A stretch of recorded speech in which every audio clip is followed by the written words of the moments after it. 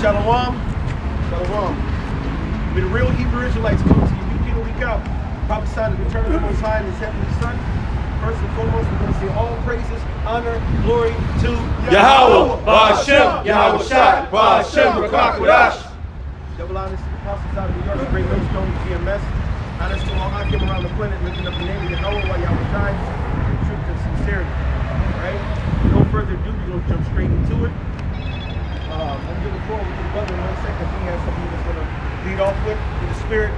Just, you know, right when we're getting ready to start, you know, right here we've got the, you know, the streets and the traffic. The light was red, and with the turning lane almost open, but a car was blocking this female trying to get to the turning lane. And she blew the horn. He didn't respond. She blew the horn again. He didn't respond. She started laying on the horn. He didn't respond. So by the time the light changed and move up, she goes around, cuts in front of him, stops the car, and just like, you know, in her retaliation and shit, like that's gonna do something. And then the time that we're about to live in, that woman will be pulled out her car and killed. Yeah. All right.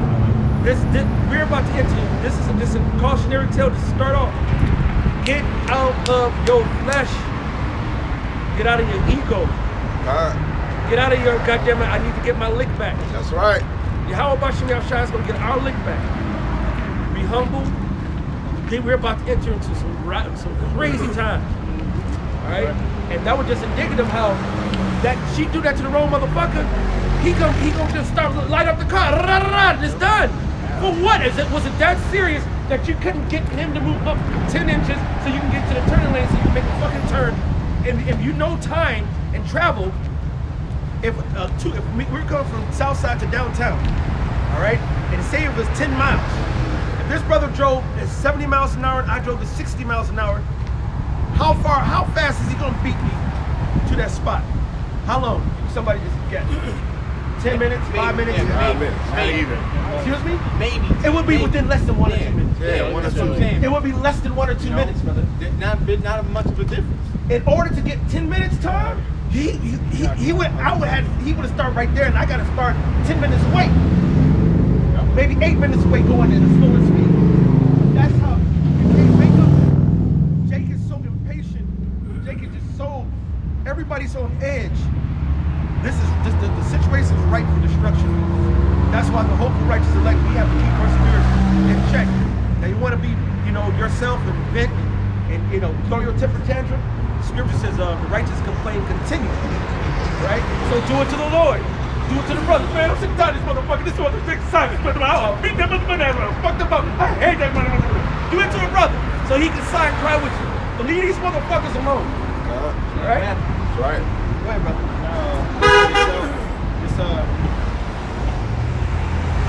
Sirach chapter 28 and I start verse 10. It says, as a matter of the fire is, so it burneth, and as a man's strength is, so is his wrath.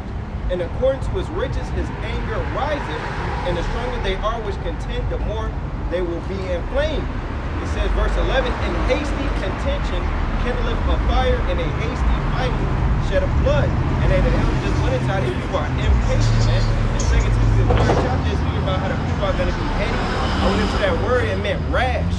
Not thinking before they do so, man. And they just experienced that right here, man. You know? That's why it starts to make not hasten. Make not haste in the time of trouble. Alright? So that means when you see, I get angry too. And I ain't gonna act like, you know, brothers who know me, they know me, I got a lead foot. Call me lead foot, alright? But and if somebody do something, I usually get up, I usually try to go fast and get out of the jam. But if I have to, I'll slow down and let it go, you know?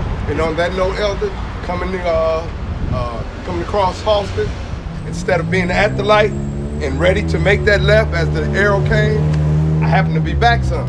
So as I was coming forward, hit the brakes just in time, because here come Missy. Ain't seen nothing but a red light, but still coming anyway. It shot through, and my brother was just like, man, if you'd have been up a little more, you'd have been out there, and I'd have been in his lap. See, that's So that's the spirit coming. Yep. Yes. Right, so I just want to put that little preamble to start it, because the energy that was happening as we was getting ready to start, we was actually coming from one laughing vibration to that stupid dumbass bitch vibration. You know what I'm saying? So just keep your spirits intact because it's going to be crazy out there. But go ahead, brother. I know brother got something.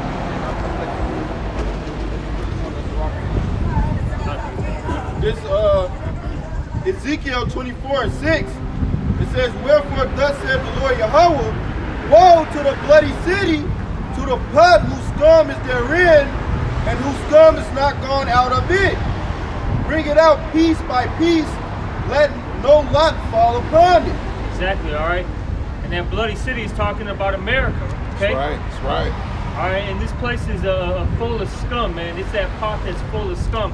And the Lord said, you know, take it basically out bit by bit. And that's what the Lord is doing right now, okay? You know, very soon, in the next, you know, coming weeks, months, hey, we're about to enter into a new phase, man, okay? You got the, was it the central bank, is it CBDC, all right? That's gonna come into effect in December, all right? That's gonna start eliminating cash. You know, they've already been eliminating cash, but it's gonna speed it up, man. It's gonna speed up the process, okay?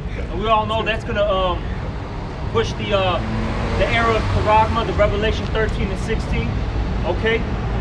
All right, and you got starting July 1st. We all know about this, the purge laws, or it's like January 1st. All right. 2023, you got the purge laws that are going to come into effect. So that's going to Safety Act. Yeah, the Safety Act. All right. You know that's the actual and literal laws, the law of it. Okay, but they're calling it the purge laws too, man, because hey, people who are doing violent crimes are going to be let go basically without cash bail. All right. You know, a lot of shit's happening. Hey, you got World War III building up right now, man. That's going to change your life. Gas is going to skyrocket, which that means food is going to skyrocket. The cost of living is going to skyrocket. Okay? Hey, the dollar is dwindling. It's fading away. So a lot of shit's happening. So women like that, man, that just bypassed, that were in that impatient spirit, all right, that think they're fucking tough when they're really not. That's right. Hey, they're gonna get stomped the fuck out in the streets, man. All right. They're gonna be made an example, and a lot of you women are gonna see that shit, and you're gonna start becoming females again. You're gonna be quiet. You're not gonna be talking shit soon. This is Ezekiel 12 and verse 26. It says, "Again the word of the Lord came unto me, saying, Son of man, behold, they of the house of Israel say, the vision that he seeth is for many days to come, and he prophesied of the times that are far off." Verse 28, "Therefore say unto them, Thus saith Yahweh power, there shall none of my words be alone any more, but the word which I have spoken shall be done, saith Yahweh power." Man, and then we see how the Heavenly Father is causing all these things to happen, so his prophecies can take place. You know, a Revelation the 13th chapter. You know, hey, all these banks going digital, man. I had to get a new bank card. I had to order a new bank card a few weeks ago.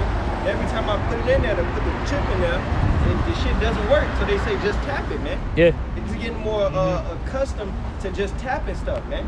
You know, the elder was going in on the judgment to these women and so forth. Hey, all this week, it's been nothing but in New York. You had a woman that got found in a suitcase. Supposedly her boyfriend did it. Her bro posted a video of a woman saying a dude was just basically harassing her. He tried to hop down on her, but he told her like, "Look, I'll whoop your ass or something, man." And she was like, "I need to get up out of here before January 1st, man." So what's the Spirit saying to the churches, man? These things is gonna take place. The scriptures say evils are gonna grow. All right. It's going to get real bad out here. And we're seeing it. It's not pleasant out here. It's like a picture like that, right? That was tweaking. She hears all these news reports. Damn near every day, every other day, you hear about people getting shot, run over, all right? Getting killed over road rage. You know, hey, people aren't, they're not playing anymore. People are really executing judgment. No one's waiting for fucking cops anymore. There are no cops. What the fuck? I just saw a video of a cop shooting here that happened whatever the other day or whenever it happened. It was recent. And the dude was walking in the alley with a gun. but he had put it in his, his coat. I don't know how the popo initially saw it, but they walking, chasing him in the alley, but they ain't running chasing him because they didn't want him to turn around and bust. But he already called for help, so they just walking behind it. Hey, buddy, hey, stop, hey, put it down, yo, hey. You can't like leave me alone, you know what I'm saying? And they keep on chasing him for, they follow him for about a block or two in the alley. And so the other popos drove up on their ass. As soon as they drove up, they came out, coming right out the car. Comes like, hey, put the gun about the rim. And he just simply lifted up, pa-da-da, shot two of them that quick. And of course they shot his ass. But just to show you, we're in a time where people don't give a fuck no more. Right. It's just done. Everybody got a chip on their motherfucking shoulders, man. This shit is done. All right? That's why this so simple ass females think they gonna raise up against a man. Show me your shortest man, your thinnest man, and he still has power to beat your biggest woman. Because it's the Lord give man a different type of strength than a woman has. Durability. Come on, bro. Fortitude. If you want to get to the science behind it, the sinews of our body and the makeup of our body is made up in such a way that it would defeat 90% of women. You would have to have a very trained woman, very skilled, to be able to beat an unskilled man who don't know shit. Which that can happen more now these days because men are not growing up being skilled. Back in the days, all the men had to go through the fucking training. Almost in every single society, a young man had to go fucking join the fucking military. And then the way the world was set up, it was so much more machismo that the men were getting brought up to fight. Yeah. Now you got these women raising up these goddamn single ass motherfucking families with these young ass little fucking boys. Took my daughter, because it was her little curse day, out to the Zump Zone. Took her some of her friends and shit. So she out there kicking it. Her cousin, two of her cousins, one girl and one little boy, and the little boy 4. He only be around his mama and his sister and her grandmama and them motherfuckers. This motherfucker's the softest ass 4-year-old I've ever seen in my life. You know what I'm saying? And it's like, and it was prefaced already at start. I was like, hey, he's a little sensitive. Yes, he's sensitive. He's demasculized, being raised by these goddamn women. Hey, and Sirach, you talk about it. It says, do not much the company of a woman. Yes. Sirach, if I can grab it. Yeah, basically what's happening is Esau, through all his policies and agendas, have spiritually castrated the men, man. There you go. All right? That's basically what has happened, all right? Like, things are out of course, as it says in Psalms 82 and 5. That's right. The earth is out of course. You got women that are in the position of where men should be at, man, in these positions. And this is why all our men are, or the modern day, men, they're all weak and feminine. They want to fucking paint their nails, color their hair, all right? They can't deal with any adversity, okay? It's funny you say that, because they were jumping around, and what the girls were building a little tower out of the little bricks, the little foam bricks on the trampoline. And so they took the foam out of the foam pit, put it on the trampoline, and they were trying to build it up. Now he just jumping and bouncing around, bouncing. He went up and started bouncing them. They got mad because he was messing up their bricks. And so they fussed at him, and he just ended up sitting up there crying and just crying. And it's like, well, fuck those bricks, fuck that, but this is a huge ass place, go bounce and jump over there. This nigga went and I talked to him, and after he talked, he went into the jumping pit and just started crying like a little bitch. And I was like, man, I said, man, he ain't got a little adversity, just a smidgen. And this motherfucker was bent over crying like he lost his whole. And I had to say, I don't know him well, so I had to talk to him and say, hey, come here, man, look, you go play over there, you go bounce over here, come on, we only got a little bit of time left, come on, bounce over here. And he finally did. But that spirit gets set as a young man, and it starts growing and growing. And next thing you know, you got these soft ass, feminine ass men, which pushes that homosexual spirit. All right, you see the men putting their hands on the hip, putting that shit to the side. You got their head, a limp hand, you know what I'm saying? A little curl of this, that little soft this, and the next thing you know, it's one of them. It's one of them mouths. And they wonder what happened. You know what I'm saying? Oh, Lord have mercy. What they understand is important because, you know, you got to go through adversity to be a man, or to even become a man of the Lord. You got to go through adversity for that. So if you grown up and you raised with a spirit that acts like a bitch when adversity comes, that act like a fool when adversity comes, they basically teaching you how to not get close to the Lord. That's right. This Sirach chapter 2 and verse 5, for gold is tried in the fire, and acceptable men in the furnace of adversity. And you don't want to go through that pain or whatever it is that you gotta go through. You can't come out on the other side with the substance. Right. All these niggas, they want to have all the good benefits and all that shit, but they don't. All that comes with process. There ain't no such thing as just showing up and you got it. Right. And when you raised with the mentality of just quitting because something offended you, and a lot of the times people get offended or feel bad about certain shit, and they don't even really investigate the intent behind certain things. Like somebody might get offended by a certain individual, and oh, well, now I'm gonna quit this job because of this, or now I'm gonna quit the camp because somebody. I feel like somebody offended me, but you don't even sit down. You don't even sit down with that person, and they might not even thought that they did anything wild. You know, a lot of times people don't consider shit like that, and it stops you from continuing to persevere in anything in life, really. But You know what that makes me think of? Jiu-jitsu. All right, when we train, and that brother who was speaking, he's one who trains on a regular basis. He had a couple of men in the camp, maybe about a good 10 brothers that train on a regular basis. And I was talking to one of the other brothers that trained, Monzo, and I was telling him, like, half the time after we drill, I don't like sparring. I like to spar, but I don't like sparring. Because first of all, these are all men of the Lord. And they all been trained under Malcolm. And Malcolm was a beast. His trainer, Izzy, is a beast. And if you ever sparred against them, you just get your ass folded up like a pretzel every time. So y'all see me, what I do when I be playing around, that's how they do to me. Like, really easy. And it's like, man, when you getting ready to go fight, it's like, oh, fuck. I'm about to be exposed, or I'm about to be vulnerable. It's going to be a match. I don't know. You never know. And uncertainty, when you get built up in the spirit, when you get built up as a man, you get battle tested to the point where you overcome that. Where it's like, okay, no, bring the fight on. All right? If somebody walked up here right now with a whole bunch of books, they had the whole, and Vocab came up here, for instance. If Vocab came up here ready to debate, how hot will we be? Oh, man. They say what? I said, oh, man. Just round up. Just round up. Hey, how y'all doing? It's concrete to be smoked. And be smoking, bro. Fingers be have the Nazariah fingers. All right. Hey, show the camera the Nazariah fingers so everybody know what we mean by that.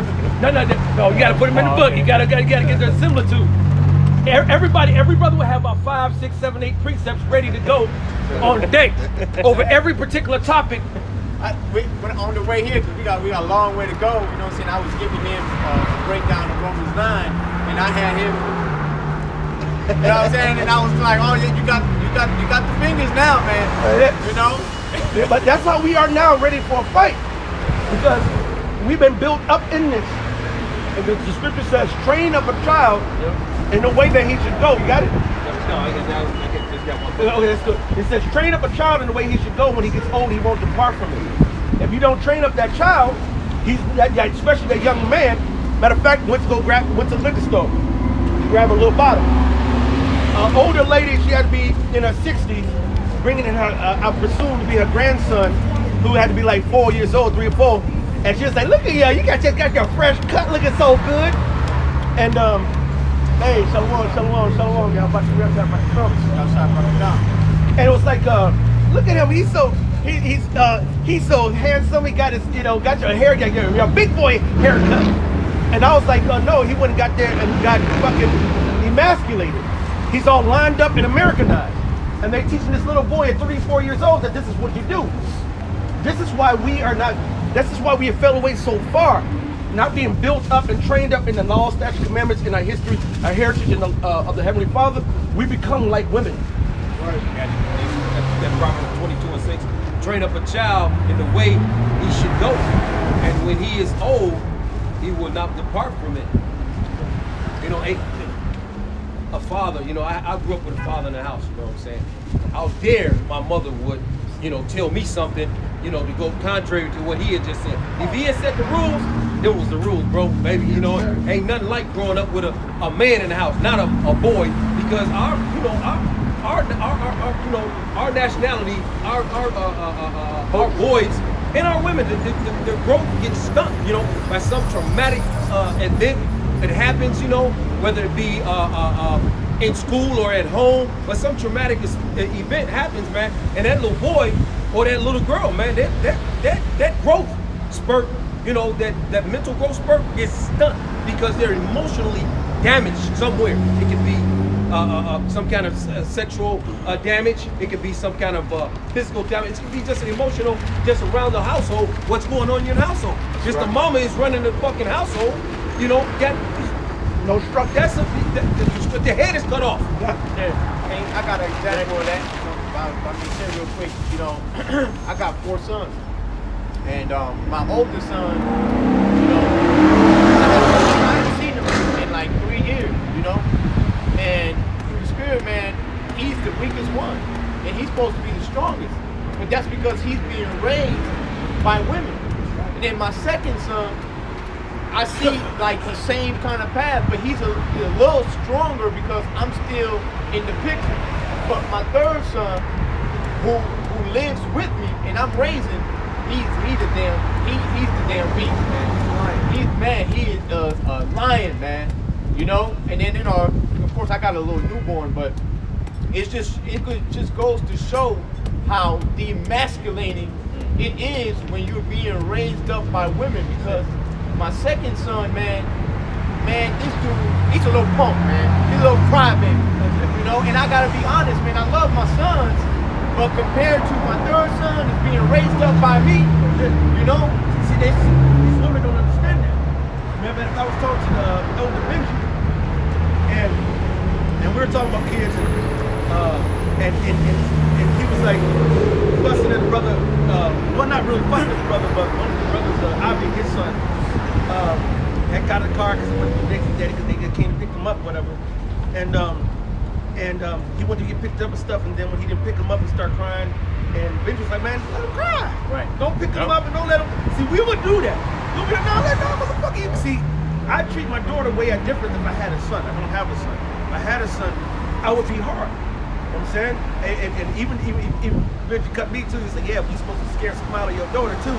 And I was like, I might smile a little bit too much. You know, but that put a bone in my mind to make me be a little rougher with her, even though I'm not. And like I told him, I said, I'm not nice with my daughter like that. Right? And matter of fact, I said, I gave it similar to it. I said, you know, told him, I said, but baby girl, I said, your mama ain't come home, she ain't doing what's in your house, she ain't gonna do it. Kill her. You know what I'm saying? And she was like straight up killing, she got to destroy her. You know, I teach her the truth. But the thing is, that's a girl. Men supposed to be raised up in that hard, tough, you know, tough love. And you don't beat them down if you even know the scriptures. Like you do with brothers, man. If you fuss at a brother, you can't. If you got brothers, you might be like, hey bro, I don't like the fact that you did this. What the fuck is wrong with you, man? You out the hell, don't understand this, the scripture say this like that. But then you go ahead and build them back up. Be like, you know what? But you know what? You've been dealing. You've been out here for years. But I see the beauty in you. I see the strength in you, and you build them back up. You just don't beat somebody down without building them back up. You learn to balance that as a man. These bitches don't got that balance. These bitches like, nigga, I said shut up, motherfucker, I don't want you to go, it's like, what the fuck? The Hop sent me something right on Instagram. This shit was so bugged out. You had the single mother Instagram bitch, right? She's sitting there. She was like, on the video talking about like, I started, yelling at my kids because they were too loud, blah blah blah. And then she's like, now it's too quiet. Let me see what they're up to. She runs in there. It's like, why is it so quiet in here? And the kids are like, well, you told us not to be loud.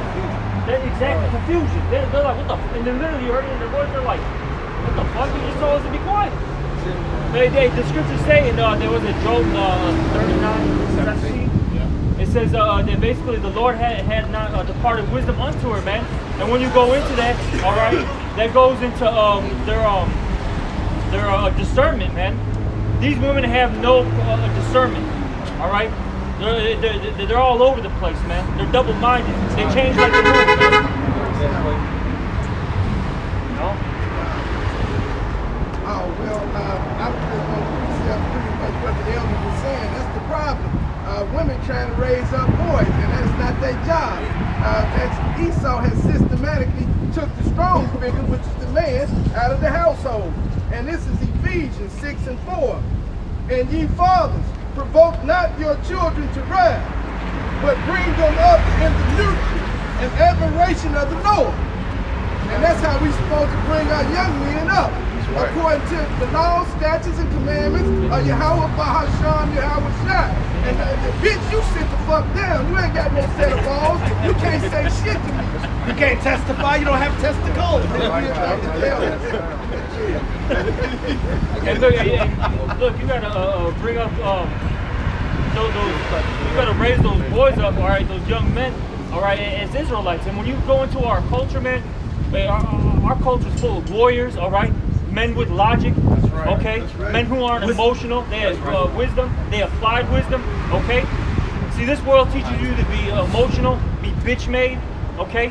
Soft. And the funny you say that, because even amongst the brothers, when we in our own little, our talks after camp and when we just vibrate, we have conversation. I said this not too long ago to a brother. I said, bro, we soft as fuck, bro.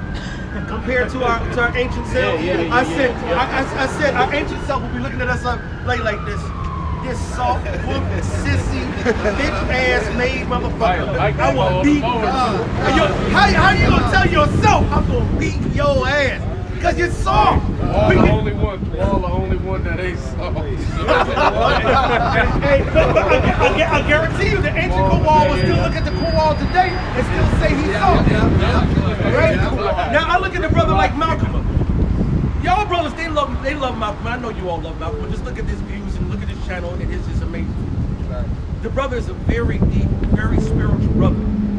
He'll sit there and break down, the Maccabees. He'll break down, Hyrcanus, to break it down, going into the artifacts and articles and be so articulate. But guess what? Let you come against a brother. Let him see you approach a brother and act and be violent to a brother. He will one shot lay you out. Right. And when I say the man is so vicious on the fighting, y'all just don't know. Right. He's a professional fighter. He would have been, if he did not come into this truth, he would have been the main event. All right, he would have been the goddamn pay-per-view sellout. That's right. You know what I'm saying? And an actual sellout. He would have sold out and sell out. You know what I'm saying? All right. But you would not. He's so unassuming. When you see him and you deal with his spirit, because his mannerism is so peaceful, and you let him tell it. He's got that peaceful manner because he already know he gonna fuck you up. So guess what? The first rule of jiu-jitsu is try not to fight. Because you already know I'm gonna, 90% chance I'm gonna beat your fucking ass. Let me stay out of trouble. I don't have to worry about the popo. I don't have to worry about busting your ass. I can keep myself. Let me just be cool. The more you get deeper into this truth, the more balanced you be. Right? When you're young in this truth, you're born lion hot. You gotta hold on. Okay, hold on now. Don't kill him yet. Hold on. Don't throw the 1,000 precept at him. Hold on. Let's get him 2 or 3. Let's go. You're gonna drown him, brother. You got, because you got to temper that hot spirit. But the more you get experience, you think that lion that's got that pride that's been over there for 10 plus years, whatever, he's gonna rush right to haste. No, you don't make haste in the time. You take your time. You operate with the spirit. Right. Go ahead, brother. I got with 3. This is Ecclesiastes 9 and 15. On 16. Ecclesiastes 9 and 16. Then said I, wisdom is better than strength. Nevertheless, the poor man's wisdom is despised, and his words are not heard. All right, main point is wisdom is better than strength, okay? Right.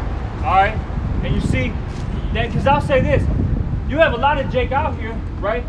Hey, they'll be physically, fit. They can knock, niggas out left and right. All right, looking like a Mike Tyson, man. Right. But look at his mental state, man. He's through, man. Right. All right. He's completely done. You said Mike? Yeah. Oh, yeah. One too many punches. You know? He punched her. But just in general, he's through. You know what I'm And- saying? Even without the fighting, because he didn't have the wisdom, man. Wisdom is better than strength. He did not want to take the icky wicky, the juicy fruit, and he, because his handlers said, "Go ahead on, Mike, take it." He took it, and now he did the video not too long ago saying that he damn near he had to go be in a wheelchair. He's losing his functions because of juice. That shows you the spiritual intellect and mental intellect that he really has. He ain't got it. In order to be in this truth, you have to have a mind that is stronger than any other mind. And owning your own dispensary don't help either, Elder. Man. And it says here in Ecclesiastes 9:18 now, wisdom is better than weapons of war. For one sinner destroys much good. And point being is wisdom is better than the weapons of war. All right, hey, first and foremost, get your mind right, man. That's right. Okay? That's right. That's what we need to be doing. You know, we gotta watch this filth that's been implanted in our minds for years, man. Okay, and how do we do that? By getting cleansed by this word right here. How should a young man, all right, cleanse himself? It's by this word, as the scriptures say. And I got one last scripture, Ecclesiastes, what is it, 7:19. Wisdom strengtheneth the wise more than the 10 mighty men which are in the city. All right. That wisdom strengthens you more than mighty men. Remember that. This is Ecclesiastes 9:11. I returned and saw under the sun that the race is not to the swift, nor the battle to the strong, neither the bread to the wise, nor yet riches to men of understanding, nor yet favor to men of skill, but time and chance happen to them all. So you know, with Mike Tyson and his strength, you would think that this guy was going to be able to go ahead and get this truth and understand and be able to conquer shit. No, it's not to the strong. It's not to the Usain Bolt, Carl Lewis. Matter of fact, where the fuck has Carl Lewis been? Right. And he was the original Usain. That's right. Because back in our era, it was Carl Lewis. All right? It was like, man, that Carl Lewis. And Jackie Joyner Kersey. You remember that? We was talking about Jackie. We was talking, she was, you know what I'm saying? And she went down too. Last we saw, he had them high heels on. See, now I ain't know about that, but that's fucked up. But I'm not surprised. You know what I'm saying? Because the whole point is, the race is not given to that. The Lord, matter of fact, in the New, that's the Old Testament. In the New Testament, it talks about that as well. How the same vibration, the system. Yeah, right. Yeah, you can get it. You see where I'm going? Yeah, there you go. Jeremiah 9:23. Thus saith the Lord, let not the wise man glory in his wisdom, neither let the mighty man glory in his might. Let not the rich man glory in his riches. So you got all the motherfucking money in the world. And King Solomon said it in Ecclesiastes. And now you gotta go give it to this wicked ass, little effeminate ass, little monster. You know, this little moat. And you, what took you 45 years to build up, and you have this big ass estate and shit. It'll take you 2 or 3 years to tear the whole thing down and be fucking bankrupt, man. You know what I'm saying? That's the reason why this shit, the Lord Yahweh Bashem said through the scripture, this shit is vanity. Just speaking of Mike Tyson, you know, the Lord gave Mike Tyson and all the other men those special gifts, you know, athletics, you know, gave different men gifts of science and, you know, gifts of how to make money and all that. But hey, man, the gift, the ultimate gift is, man, eternal life, man. And once that God puts his spirit upon you, you know, not the spirit of prosperity or my might, me. If the man is not speaking according to the word, the testimony of his word, that Isaiah 8:20, man, he ain't got this gift, man. He didn't give it to him. Finishing up on verse 24, it says, but let him that glory in this, that he understands and knoweth me, that I am the Lord which exercises loving kindness, judgment, and righteousness in the earth. That's right. For in these things I delight, says the Lord. Yes. Not no bullshit. Just like what the elder just said, everything else is vanity. This whole play, it's the scriptures say everything is vanity, all is vanity, okay? And we're looking for something better, all right? Something that's not going to be destroyed, it's going to last forever, okay? See, the things of this world, they're corrupt, all right? They're going to fade away. Can you get that scripture in the Corinthians? Hey, the fashion of this world fadeth away. Okay? And that's what's going to happen very soon. This current, evil world that's set in place right now, it's going to bypass, man. We're not focused on this bullshit here, man. That's right. This is why we're trying to get ourselves in order. And then really the Lord said he's going to set us in order. Okay? And with that being said, hey, there's going to be a lot of reproofs, all right, happening, a lot of correction, a lot of trials and tribulations, a lot of tests that each brother's going to go through. And it's not going to feel good, man. That's right. All right, because that's chastisement. And chastisement at the present moment isn't joyous. But what happens? It yields that peaceable fruit. Right. Okay? You see? Did you get to what? Did you find whatever was in the New Testament? Was it this? Were you looking for this? Which one? Proceed. Yeah, that's it. That's it. This I was is- just about to get it because I. Con. Go ahead. Go ahead. This is 1 Corinthians 1, and I'm going to start at, shit, man. I started 21, I know what to do. This is, Be in the spirit, brother. Hey, we used to, but back when we used to start, when we used to camp back in the day, brother, we'll start around 2 o'clock in the afternoon and we would camp all the way to 10, 11, 12 at night. And it was like that. And bro, that's what we did. We didn't know nothing, no different. So, don't get us started. This is 1 Corinthians chapter 1, and I'll start at 21. For after that, in the wisdom of the Most High, the world by wisdom knew not the Most High. And you see, this world doesn't know the Most High, okay? Hey, this world believes in what? Science, all right, technology, Right. themselves. That's what they believe in. They don't believe in Yahweh Bashem Yahushai, and it's evident because of their actions and their deeds. You see? Because it's all wicked and evil. They don't Right. try to follow the law, statutes, and commandments, which that's real wisdom anyways. That's right. You know? Because the knowledge of wickedness is not wisdom. You right. see? And it says here, it pleased the Most High by the foolishness of preaching to save them that believe. And this is foolish to the world, all right? That men come out every week, all right? Every week.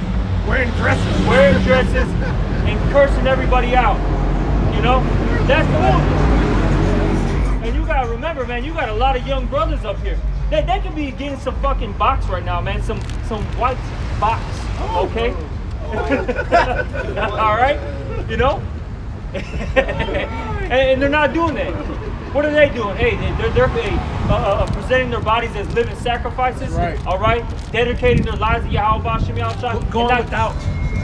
not giving a fuck about this place. All right? You know, you got like for instance myself, you know, brothers like Monakai, you know, brothers who are about 10, 11, 12 years, you know, into it. We came in when we were in our 20s, early 20s, man. Now we're in our 30s, man. I mean, people would say that's like your prime, man. You know, you could have been out there doing X, Y, Z things. Hey, but all that shit is dumb. That's the scriptures say. That's right. Right. That's why the scriptures say in Ecclesiastes, remember now thy creators in the days of thy youth, before the evil days draw nigh. Majority of the men of the Lord that come in, if you look at the collection of the men of the Lord at Great Millstone or even these other camps, majority of them are young men in their 20s. All right? Now the Lord, that's the reason why we give extra kudos to the brothers with the hoary beards. All right? You know, that hoary beard. And I must say, this brother Shataria, he goes back to when we first started in GMS Chicago Southwest, right? It was a year or two after GMS Mapataza. A lot of brothers don't know the dynamic of Chicago. It's 2 camps, all right? And then we merged into 1 camp, okay? But this brother was around from then, and this brother, how old are you, brother? 60 years old. Now, you go back 13, 14 years ago, he was in his late 40s, right? And that's what he started doing. And he was sitting there listening to little old me. And this is a grown ass motherfucker. He could be my damn near dad, you know? Cause no, he could be my father. I'm 48. That's 12 years old right there. It's 12 years different. If he would start popping at 12 years old as a young man, this could be my father. That's right. All right? And I used to marvel at Elder Nate. You know what I'm saying? Because he was older than this brother. Because he was in his 60s at the time. I was 35. And here go Elder Nate at 60 years old. And I'm saying, no, Ak. No, this is what you do. No, come here, do this and do that. You know what I'm saying? Y'all don't know the spirit of the Lord and the might of the Lord, man. Right. But the Lord really deals with a lot of young men. And the Lord also, both sides powerful. He'll deal with the older men. There's brothers that's 70 years old. Yeah. You know what I'm saying? In certain camps around, I think in Boston, I think they had them. Okay, no one. But there's other men, but there's other men who are hoary heads in other states that are in their 60s or 70s, you know. So the Lord will deal there, but the majority of the men are these young men. All right. But go You're ahead. supposed to bear that yoke in your youth, as it says in, I think, Lamentations, right? Yes. If I'm not mistaken, you know? All right, but let's get back to this. This is 1 Corinthians chapter 1 and 22 now. For the Jews require a sign, and the Greeks seek after wisdom. That's the problem with our people, man. All right? Hey, what does it say? This is an adulterous and wicked generation that seeketh after a sign. Our people always need to, see something. Hear something super deep, man, 10 deep, All right? Our people are bugged the fuck out, man. And it says here, because by the way, just a side note, those Greeks right there are talking about Israelites that were into the Greek fashion, okay? They were Hellenized. That's right. And they prove that real quick. He said to the Greek, to the Jew and to the Greek, right? Yeah, the Jew. Why he didn't say that the Moabite? If that meant everybody. Why didn't he say that to the Ammonite? Yep. So if you took that literal, only Jews and Greeks, literal Greeks, are only going to make it to the kingdom. Yep. And the Lord said He's not dealing with the heathens. So Right. that have to be Israelite foreigners. But go ahead. Verse 23, but we Hallelujah. preach Yahweh Shai crucified. Hallelujah. All right? Yeah. Hallelujah. Hey, your name, beautiful, man. Let us know that there's some person that ain't here. Let us know what it's for. Hallelujah. That just Right. Tell you how it was. Tell you how it It was. says, but we preach Yahweh Shai crucified, unto the Jews a stumbling block, and unto the Greeks foolishness. See, our people, they see it as foolishness, and ultimately it's what though? A stumbling block, because Yahweh Shai is that ultimate stumbling block, all right, to our people, okay? Which is what the word, man. This word makes our people stumble, fall, trip, okay, into the goddamn abyss, man. All right, our people are through. That's right. Okay, once you start preaching this word, they get what? Offended, man. All right. Oh, I can't eat pork. Oh, I gotta cut my dreads. All right. Oh, you guys are talking about 12, 13-year-old girls getting married off. That not my God. He wouldn't allow that. Right. Hey, brothers, you have certain people, they get rebuked all of a sudden. Now, you know what? I'm gonna leave the camp. None of these men that I've been preaching with for a decade plus, they're not men of the Lord now. They're not the elders. This is what happens, man. But let me keep reading. It says, what was that? Verse 24. But unto them which are called, both Jews and Greeks, Yahweh Shai, the power of Yahweh, and the wisdom of the Most High, because the foolishness of the Most High is wiser than men. Right. See, and the weakness of the Most High is stronger than men. All right, 'cause really this is true strength, man. All right, hey, the lowest member, so to speak, hey, they're stronger than the mightiest man of this world. All right, verse 26. For ye see your calling, brothers, how that not many wise men after the flesh, not many mighty, not many noble are called. You see, not many wise men are called into this, okay? Because you got a lot of our people that are what? Doctors, scientists, okay? Hey, they're inventors. A lot of them are called into this. You got a lot of mighty men. Hey, you got the John Jones, all right, the Canelo, all right? The Floyd Mayweather, so on and so forth. You don't see them being called into this. Yeah, you may see a celebrity here or there, say that they're Israelite. It's cool for what, a year and some change. Then what happens shortly after, man? They end up, talking about adultery. That's right. Okay. They end up, eating fucking pork and fucking was it lobster on Instagram? That's what you see, man. That's right. All right, and it says not many noble, all right? Meaning like your politicians, those that have, a name in this world. A lot of them are called, man. It's just ordinary men. And see, that's what is going to trip a lot of people out, man. That these ordinary men, all right, in the flesh, they're really not ordinary, because their spirits are above ordinary, all right? If they are the men of the Lord, if they are a part of the elect, okay? But the point being, though, is these, what the world will call us ordinary men, they're going to be the ones that are going to get saved. These are the Lord's chosen. You know? That's the wisdom of Solomon. Where it's like, The chapter. right. It's like, Get that? yeah. It's like, hey, if these guys that we ever thought that we could be ever nothing, never all scouring of the earth, these little pieces of shit, and out there, they're claiming to be part of the number. You know? So yeah, that's why it's rough, man. If you really understand the path to Yahweh Shai, this is not an easy task, man. We are fighting the gods. This is the hardest job. It takes total selflessness. It takes humility, self-control. If Yahweh Shai said to David, King David, our king, that he, hallelujah, 7:1, hallelujah, that King David watered his couch with his tears. If you see Yahweh Shai entering into the city and overlooking the wisdom, and Yahweh Shai will weep, all right? If you see that and understand that, then that gives you the understanding that this. Even Paul, when Paul was snapping about the brothers who fell out and had been wicked and shit, he said, "Now I tell you, even weeping, that these are enemies of Yahweh Shai and the cross of Yahweh Shai. We are invested in you." That's right. All right. It hurts, man, when brothers fall out, man. It's not a pleasant thing, man. You're literally losing a brother, man. You feel like you're losing a piece of you, man. A friend, family. Yeah. Bro, we war in the trenches. Now, on a carnal note, playing softball. When you play softball, and right now to this day, I don't give a fuck whoever plays softball, been on my bowling team or any sports. When I see them, and y'all know I go hard, right? When I see them, it's a whole different love. One of my softball guys called me up right now and said, "Man, I'm heard that he's like $35. Man, I'm sending him 50. That's why it's softball, because you came to me on my team, you sacrificed your time, you came out there on that motherfucking diamond, you was in the motherfucking dust, and while we sit up there trying to scrape to beat these other motherfuckers, you have my back. When this other team went to fucking fight us and start some shit, we was up there ready to go toe to toe together. You know what I'm saying? That's now how much more spiritually on what really fucking matters, because that other shit don't fucking matter. Right. That bodily gain profited little.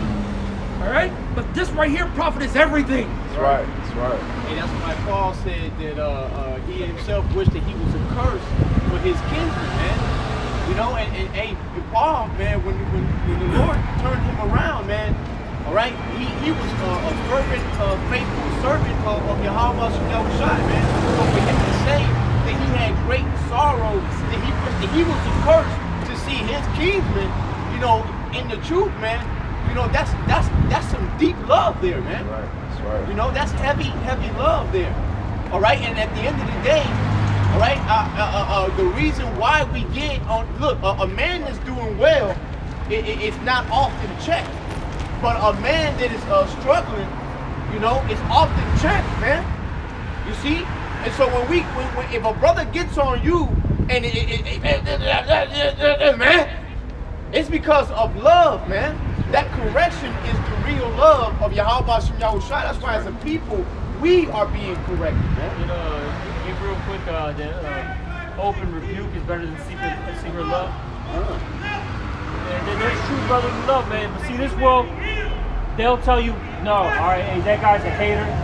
All right, he's just, doesn't like me succeeding, this, that, and third. You know what I'm saying? Right.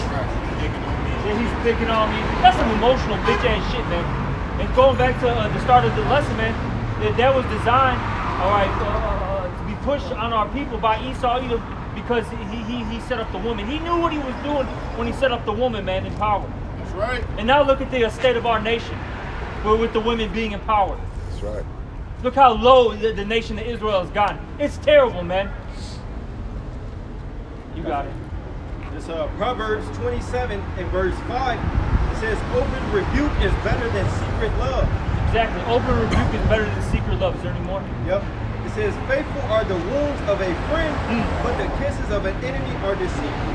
Exactly. In this world, all these enemies are going to kiss you, man. All right? So to speak. Tell you everything's good, and they how you keep doing your wickedest things, your bullshit things that are going to bring you down.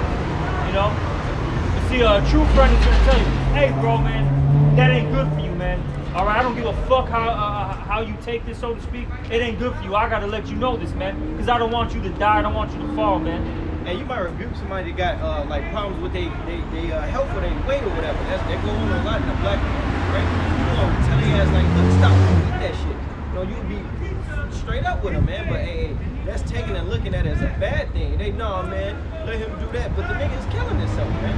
Exactly. But a faithful friend won't take like, look, stop doing that shit. You hurt yourself. The same people will be like, oh, you know, you'll have the person who's got that weight problem, right? They're all fucked up. And the same people that tell you, hey, don't be telling them that, just let them do what they want. And all of a sudden they're like, man, we gotta pray for this person, that person. And they're all messed up. They got gout. They can barely walk. Their knees are messed up. Their back is messed up. Man, hey, our people are hypocrites and full of shit, man. All right. 1 Timothy 5:20. Them that sin rebuke before all, that others also may fear. Right. And you gotta remember, man, rebuking is not just for that individual that needs to be cursed out. It's for everybody too, man. All right. So that everyone can be like, shit, man. You know, I don't want to do that because you know I don't want to get that judgment like that particular person. You know. You know. Hey, I got that same mentality at my job, man. She trying to go to the other side. You just spoke on females in charge. Yeah, that's Yeah, right. man. Hey, You just go around spoke on there that. and, just tell him. Come on, now. Don't go up. You good, you good. Make sure everything clear. This shit is crazy, man. Nothing's happening around here, man. You're gonna have a fucking 5 foot, flat security guard. All right. I mean, anyway, how tall is she? She's about 5 foot tall. 4'11". Yeah, I was gonna say she 4'11" with her shoes on. She 5 foot with her shoes on. 105 pounds. I was at work yesterday. And she didn't weigh no more than 120 pounds, bro. It's like I was talking shit to a guy at my job yesterday and punched her in the fucking face. Dude was like 6'5" or 6'6". And he like, this nigga was big, bigger than Shamar, bro. Yeah. This bitch was talking shit to this nigga, laughed, bitch, you had fucking dude. You walked off. Crazy as hell. Father no more. It doesn't matter because they can't do anything. They can't do anything because as long as he's not on their property, which he's actually on the sidewalk, the only thing they can do is tell him not to be in the middle of the sidewalk, but he can come on the other side by the tree and he'll be fine. You just gotta learn how to play with That's this you know motherfucker. what. That's safe. But it's also his proven too. Yep, that's what I'm gonna say. That's safe because look, at the end of the day, Satan got to do his job, and we got to do our job. That's why we got to endure until the end, man. That's why as men that are being called into this truth, we have to be an example for the brothers that are coming in. If I may, Babu Shah, this is 2 Timothy 2:10. It says, "Therefore I endure all things for the elect's sake." We have to go through. There's still brothers that are gonna come, man. There's still men out there that are going to come in, and we have to lay down that example, that fervent, firm, trusting in Yahweh Shai. We not gonna buzz, fuck this damn world example, man. And it has to be with a sound mind. It has to be with courage, man. With the Ruach HaKodesh, all right, dwelling in us, man. That's why it's important for us to feed, all right, off of the bread of heaven, man. All right, which is the word, man. Right, these scriptures, man. All right. We have to showcase that faith and endurance that we have in Yahweh Shai, man. All right, it says that they may also obtain the salvation which is in us, which is in Mashiach Yahweh Shai with eternal glory, man. All right, that's what brotherly love is all about, man. All right, us putting each other on ourselves on the line for each other, man. There ain't gonna be no greater love out here. You ain't gonna find this kind of love out here in this world, man. There's no love like the love that we have here in the body of Yahweh Shai, man. They don't know. They don't know, bro. Bro, you talking about the love. First of all, to open up your house. Now, I didn't really pay this no mind. So some other brothers brought that to my attention. Because me, my brother, because y'all don't know, he gave, my siblings gave up their ownership in the house to me. So the charity that the main house does, that's on y'all too. He don't take no glory, no credit for it. He would right now. If I said something to him right now, he'd be like, "This one." He would. Yeah, I was just thinking that too. That's what he would do. He would like, and probably a little offended. You know what I'm saying? Right? It's like, nigga, what the fuck? All right? But from other brothers who have houses and entertain periodically, but not like all the time, they'll tell you like, the motherfuckers don't give up their house. So you talk about men of the Lord who give up their houses, brothers who give up their cars. You saw the one Maurice nigga who was like, the gas don't run on charity. Who's my Lord of Booty? That's motherfucking wicked ass. That's such a ridiculous statement because if that nigga ever didn't have no gas and asked the brothers would give him gas to put gas in his car. How many times? How many times? We did it. That shit don't even make sense. Yes, your gas tank has run off charity before. Yes, Well, that's the answer. Yes, it does, 100%, man. And any thought other than that, then you in big trouble, man. And you're in big trouble. That's why the Lord excommunicated his ass. And to be honest, everything you do run off charity because the Lord don't owe you shit, nigga. Come on, man. That's why y'all we are bought with a price. All right, we are bought with a price, man. The Lord has already, He shed His blood for us. We are owned. We are owned. We are prisoners in how much we are trying, man. That's Right. Precept. This is Mark 13:13, and it reads, "And ye shall be saved of all men for my name's sake, but he that endureth until the end, the same shall be saved." You gotta endure to the end. Yeah, a lot of shit's gonna come up, man. All right, hey, brothers have dealt with death in the family, man. All right, in their own personal families. We've dealt with deaths in the brotherhood. That shit does not feel fucking good, man. I just drove past Captain Lee's kill site when he killed Captain Lee. So you young brothers that don't know, young man, he was 20 when he first came, like 19 when he first came into the truth. 18, he could have been 18, and he was in the truth for about 3 years before the Lord took him to the spirit world. And this, when I said his name was Isaiah, which means help of the Lord. Do you know this young man at 18 years was helping everybody in the camp? It was like, there was an omen. I remember I was on the side of on Highway 57, but over there by 119, and I got stranded because I'm 400 feet from the gas station.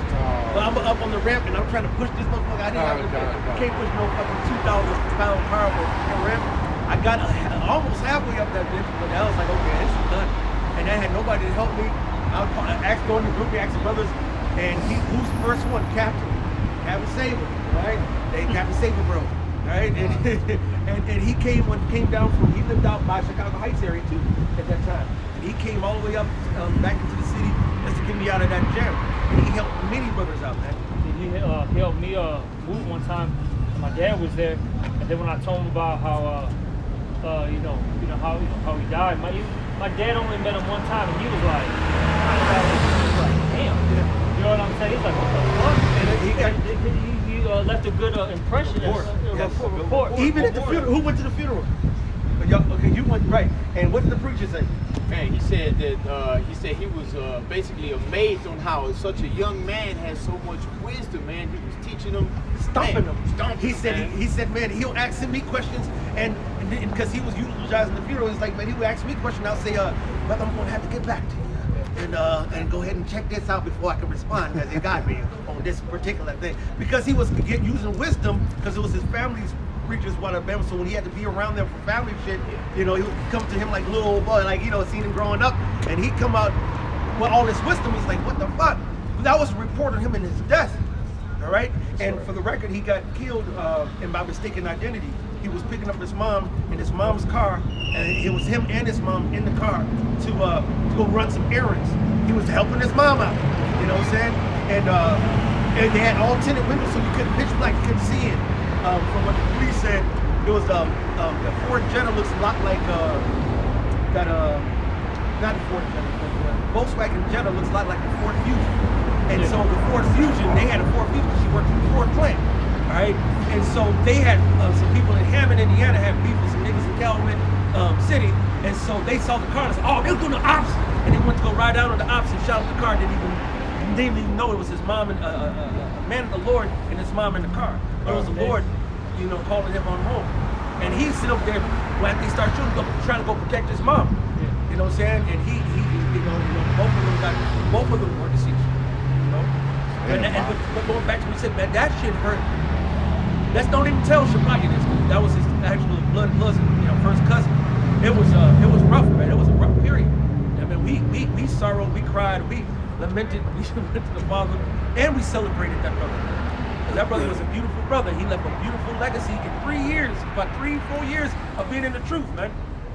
That's why this here goes deep. We care about one another. We care about the body. And not only the brothers in the faith, we care about our people. Somebody give me the book of Luke. What it said, It's the 7th chapter. It's the 7th or the 8th chapter or something. But it's like, they went to go try to get, a centurion tried to get Yahushua to come heal his servant. And he said, why? He said, he tried to give a reason why Yahushua should heal him. All right? And one of the reasons is what we're all about.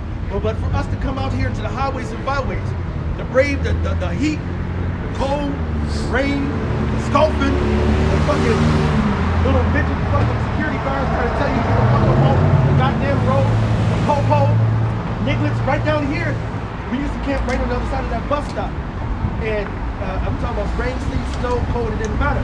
We got accosted by groups of motherfuckers, one motherfuckers. Niggas at the fucking bus stop got bangers on their hips, all kind of shit. Motherfuckers coming in with sticks and weapons and shit. And we were young in the faith. Before we didn't want to go ahead and fight this before we got to the kind of the brawl. And we would Big R. Right. Hey, as soon as one of the older brothers did this right here, taking up that shit, that was it. That was done because I couldn't even get mine off. By the time I got mine off, the other brothers had theirs off, and I'm sitting up there like putting mine back on. Hey, it's enough. And then the Kobobo come and beat the same motherfucker ass. This shit is epic. The Lord got us, bro. But the love that we have to even be out here in the highways and byways, to give up our Sundays, give up our Mondays, give up our Tuesdays, Wednesdays, Thursdays, Fridays, Saturdays, whatever days brothers camp on particular days, to come out here and endure all these afflictions, man. All right? This is of the Heavenly Father, Yahweh Shai Shai.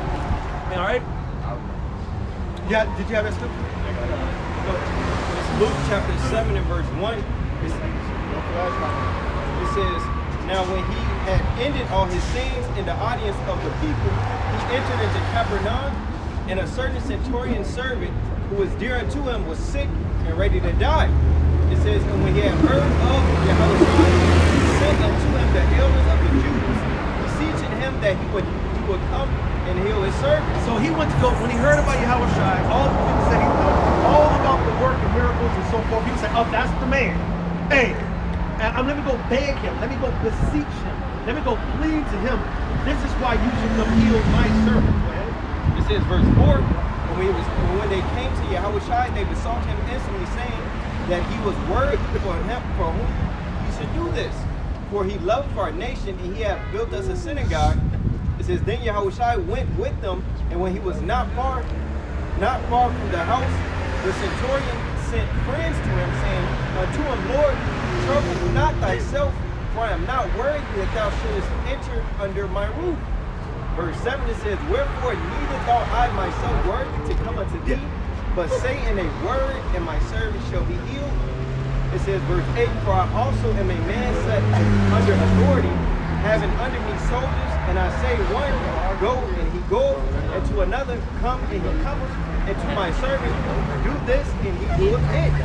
When Yahushua heard these things, he marveled at him, and turned him about, and said unto the people that followed him, I say unto you, I have found so great faith, no, not in Israel. So Yahushua, and I was going to stop you at the beginning, but the Spirit said, don't let all that come out. Yes, sir.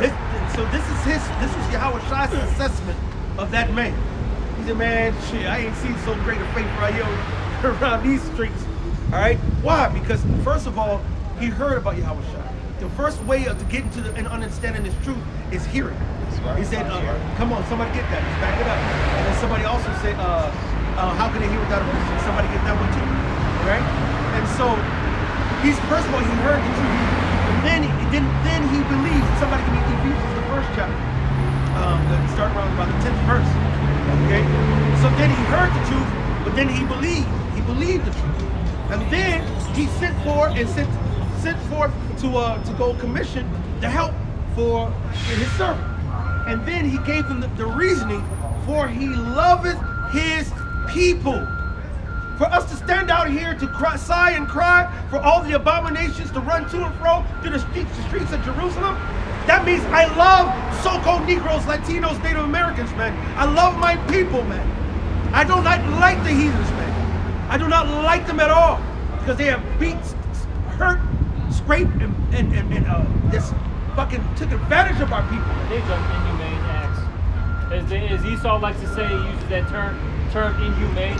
You know, acts. That's what these heathens have done unto us, starting with Esau. But it goes not just to Esau, it goes down to Ishmael, Ham, Moab, Ammon, etc. Man, they've all done some wild shit to us, man. If I can add on to you, look at Tobit. Tobit was in Nineveh, but he said basically, hey, his people is given over to idols of Nineveh and stuff. But he said he refrained himself, and they touching on that love that he had for his nation. He was dead. They was killing Israelites, hiding their bodies, going against the commandment of the king, putting himself on the wrist, man. That's the love that you gotta have for your nation, man. And the scripture said he wouldn't eat his food, his dinner, until he was done. Like a hot meal versus a cool or lukewarm meal. Man. Alright? You like what? You know what? I understand because you don't want to burn the roof of your mouth, but most people don't want no cold meal. Now when he went, but how long did it actually, well since you said, let's see if it was lukewarm, hot, or cold. How long does it take to bury a body? I was just gonna say that. Just one. That's just one body. How long? You gotta dig. First of all, you gotta go several feet underground. Now, are you gonna go 6 feet? That's the current. That's the current. But guess what? And sometimes you ain't go 3 feet. You know what I'm saying? If you do 3 feet, that should be fine too. But guess what? Digging a 3-foot ditch for a human, all right, carcass. Goddamn! By the time he came home, that shit cold, bro. Man, all I think about. Yes. You know what I'm saying? And then you unclean. You're unclean. You was in front of a dead fucking body. So now you got to go wash and clean yourself up, and they won't be clean until even. All right. And so shit, it can fuck up a lot of things, especially if it's right before a holy day. There's certain things you might not be able to go into the temple or before the brothers because you're unclean. You know what I'm saying? Yeah, basically, that don't take one day, man. That builds up. You really having to sacrifice. That creates a line of things you gotta sacrifice after you do something like that, man. Not just a hot meal. You know, you gotta put a lot of things on the side to get back clean and all that. You know, It's a lot of emotional stress. Yeah. Like you hear about these like paramedics and you know you got the paramedics, you got these cops. A lot of them are emotionally damaged, man, from the shit that they see, man, that they got to deal with on a day-to-day basis. So imagine, when you see the mutilation of one of your kinsmen, man, and you're digging up this, burial site, ground or whatever, right? And you see the whippings, the cutting of the flesh and all that stuff. That shit, man, that starts fucking with you, man. Niggas wasn't just getting blasted on back then. Legs cut off, burned alive, all type of shit. Yes, and speaking of with this man back home, my sister's sister, that's wicked, but my sister's sister, she's a popo for the city, and she says it all the time. They can't keep no popos here. There was a report a couple months ago or earlier this year, licking them like Lori licking them. Uncle Larry. Uncle Larry. She over there in California trying to recruit popos to come over here, trying to recruit people to come to Chicago to become an officer. Because it's not, they desperate, bro. They don't have first of all, they don't have enough non-criminals are ready to come. All right, and they got enough able-bodied men between that age bracket, and a lot of motherfuckers who are, they don't want to come on these streets, bro. That's right. It's grimy. They killing popos now. They don't get no fuck. And then the popos, the system is handcuffing the popo, saying, "Hey, you can't chase no motherfucker. Hey, you can't do this tonight." Now it's like motherfuckers like, fuck the police. Hey, on January 1st, if they kill one of y'all, we just gonna let them right out. We ain't gonna take them to jail. If it's second degree murder. Now, if it's first degree, we're gonna keep it. But if it's not, we'll arrest you, then let you go. We'll put you on bond and we'll see you later. Somebody else. Exactly. This shit is bad. You as a cop do anything, you gotta go. Y'all ain't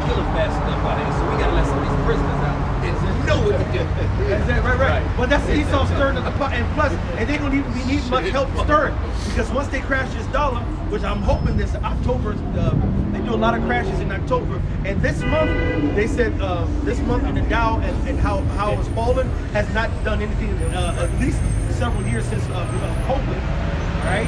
And so guess what's going to happen after that? It's not going to get better. Right. It's not going to get better. It's not going to get better. Right? There was this one dude that, real quick, there was this one dude that at my job, he paid with the Apple Pay with a little tap. He comes back to return the item he bought. He comes in with a card. And I'm like, that's not going to work. You know what I'm saying? Because he got to go back the same way it came through. And he's like, yeah, but I don't work for Apple Pay. I'm like, just do it. He put the phone back on, it went back through. He's all amazed, like, how did that happen? How did that happen? I said, because it's all electronic money. The cash is gone. They can do whatever they want with this now. This how they gonna manipulate the people to take that, you know what I'm saying, that CHIP, man. That C-hip. Yeah. That C-hip to the Nick May. It's gonna be on iOS 57, man. Right. But when you look at the word digital, right, it means to be integrated into the computer system by particular forms. All right. Now we already know that you know this system, all right, is the image of the beast, man. So you know, for all you scoffers out there, man, if you want to look at it in a carnal sense, man, it makes sense that this man's mark, all right, is the C-hip, man. Right. Because that is going to digitalize you into his system, man. Right. That's why they talking about all this transhumanism, man, and infusing the human being, all right, into the AI, man. That's right. All right. This devil's last straw, man. All right. That's why the scripture said that he's going to come down with great wrath, man. Right. A lot of you Israelites, man, you so-called Negroes, Latinos, Hispanics, and Native Americans, all right, you still got that large fish hook on your cheek, man. Right. All right? And that, Because when Lambert, the word digital goes into mid-15th century, pertaining to numbers below 10, 1650s, pertaining to fingers, to digitous finger or toe. All right? That digital bank currency is going to be, why it's got digit comes to your hand. Because that CBDC, central bank digital currency, they're going to put the what in your what? You put that into your hand, that C-hip into your hand. Land on the device. You know? That's what's coming, man. All these things that are happening aren't designed by a mistake, man. Nothing here is, for lack of words, organic, man. Okay, let's get Revelation 13 to 16, man. You know, get that word out, Carlson. oh man. You know, all this stuff is man-made, okay? It's constructed. It's more fashioned by man. All right, like I said, all this stuff isn't organically done. Okay. Revelation chapter 13 and verse 16. And he calls them all, both small and great, rich and poor, free and bond, to receive a mark in their right hand or in their foreheads. Go to the word now. Calls them. And it is Pieo. That's G4159. And it reads, for the first definition, to make. So to make, keep going. With the names of things made, to produce, construct, form, fashion. So meaning that it's designed, it's purposely designed, okay? So this guy is purposely doing these things throughout the world, all right, to have this particular thing happen, okay? Right. Which is the, man, it's hard, I gotta think of the right word, click the video, okay? But, basically, all these roads, okay, all these events, they're all leading down to this event where people are going to get, they're going to have that implantable device in them, man. I'll put it like that. Right. All right. They're going to have AI, implanted into them, man. Basically. Right. Okay. You know, and it's coming, man. It's coming quick, and we know it's that CHIP, man. Because, hey, that holds what? It has your ID, your medical records, and it has it's ultimately used for what? transactions, man. That's right. Okay? Because get the next verse. Let me read the next verse. But it said it causes all, both small and great, meaning your age, all right, rich and poor, doesn't matter your economic status. All right, if you're a bond, doesn't matter if you're in the prison system or you're walking out, you're freely Right. to receive a mark, all right, which that goes into charagma, all right. And that word charagma, the definition of that is basically a cutting of the flesh and you can insert something into it. Right. Okay. To receive a mark in his right hand or in his forehead. Right. Keep going. Verse 17, and that no man might buy or sell, save he that had the mark. Yeah, that word save goes accept. That's what that word means. Save means accept. All right. Except he that have the mark. So you can't buy or sell unless you have that, man. That's right. All right. And then and we're seeing the destruction of using physical money.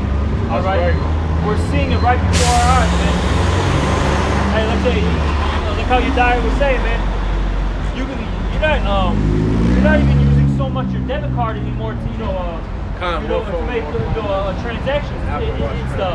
It's the Apple Pay, the Android Pay. Right. Okay. Right. Shit, in your iPhones you got what? It says a wallet. That's right. All right. You got this credit card, that credit card. Right. All right. Right. You know, this debit card, so on and so forth. You don't even have a goddamn real wallet anymore. It's a digital wallet. That's right. You know? And that's going to lead to eventually, hey, that explainable device, man. That's right. Okay? And they already are doing things to condition people's mind to think that turning people or cutting people out of all aspects of society is a plausible punishment for you going against what they want you to go against.